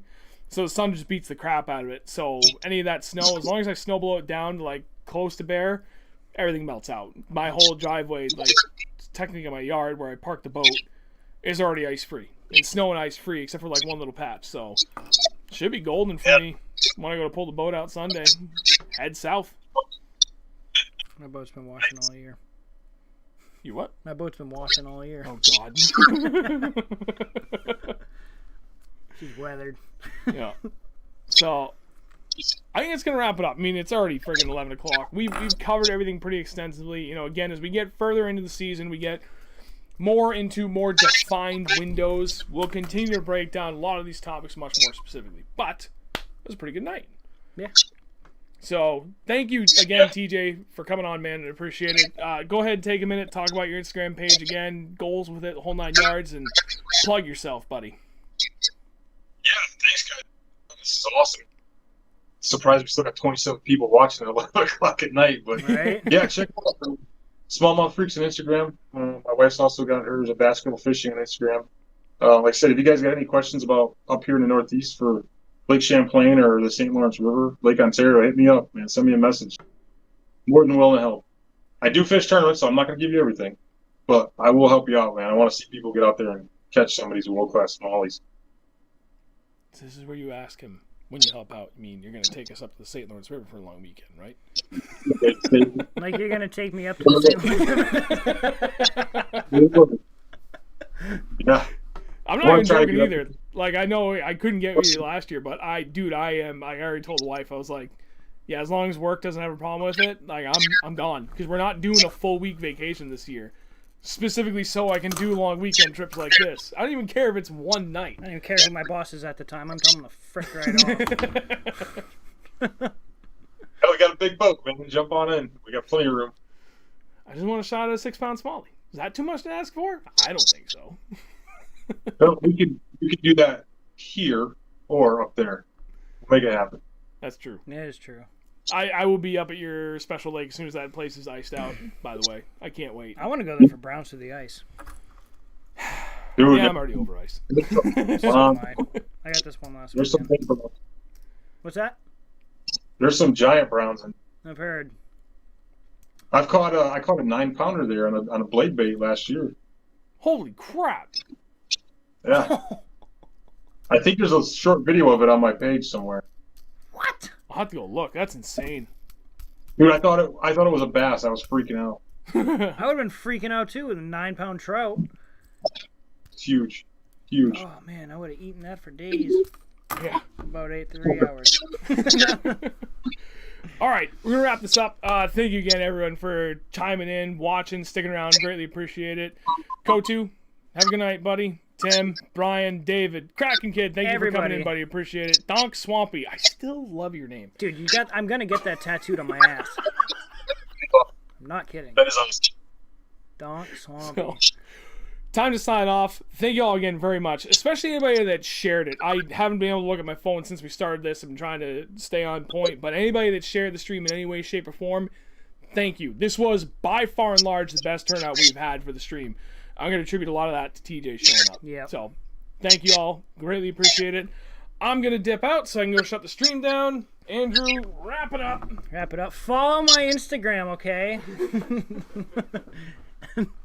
I'm just kidding. TJ, it was good talking to you again. See you guys. Have a Be good good. night.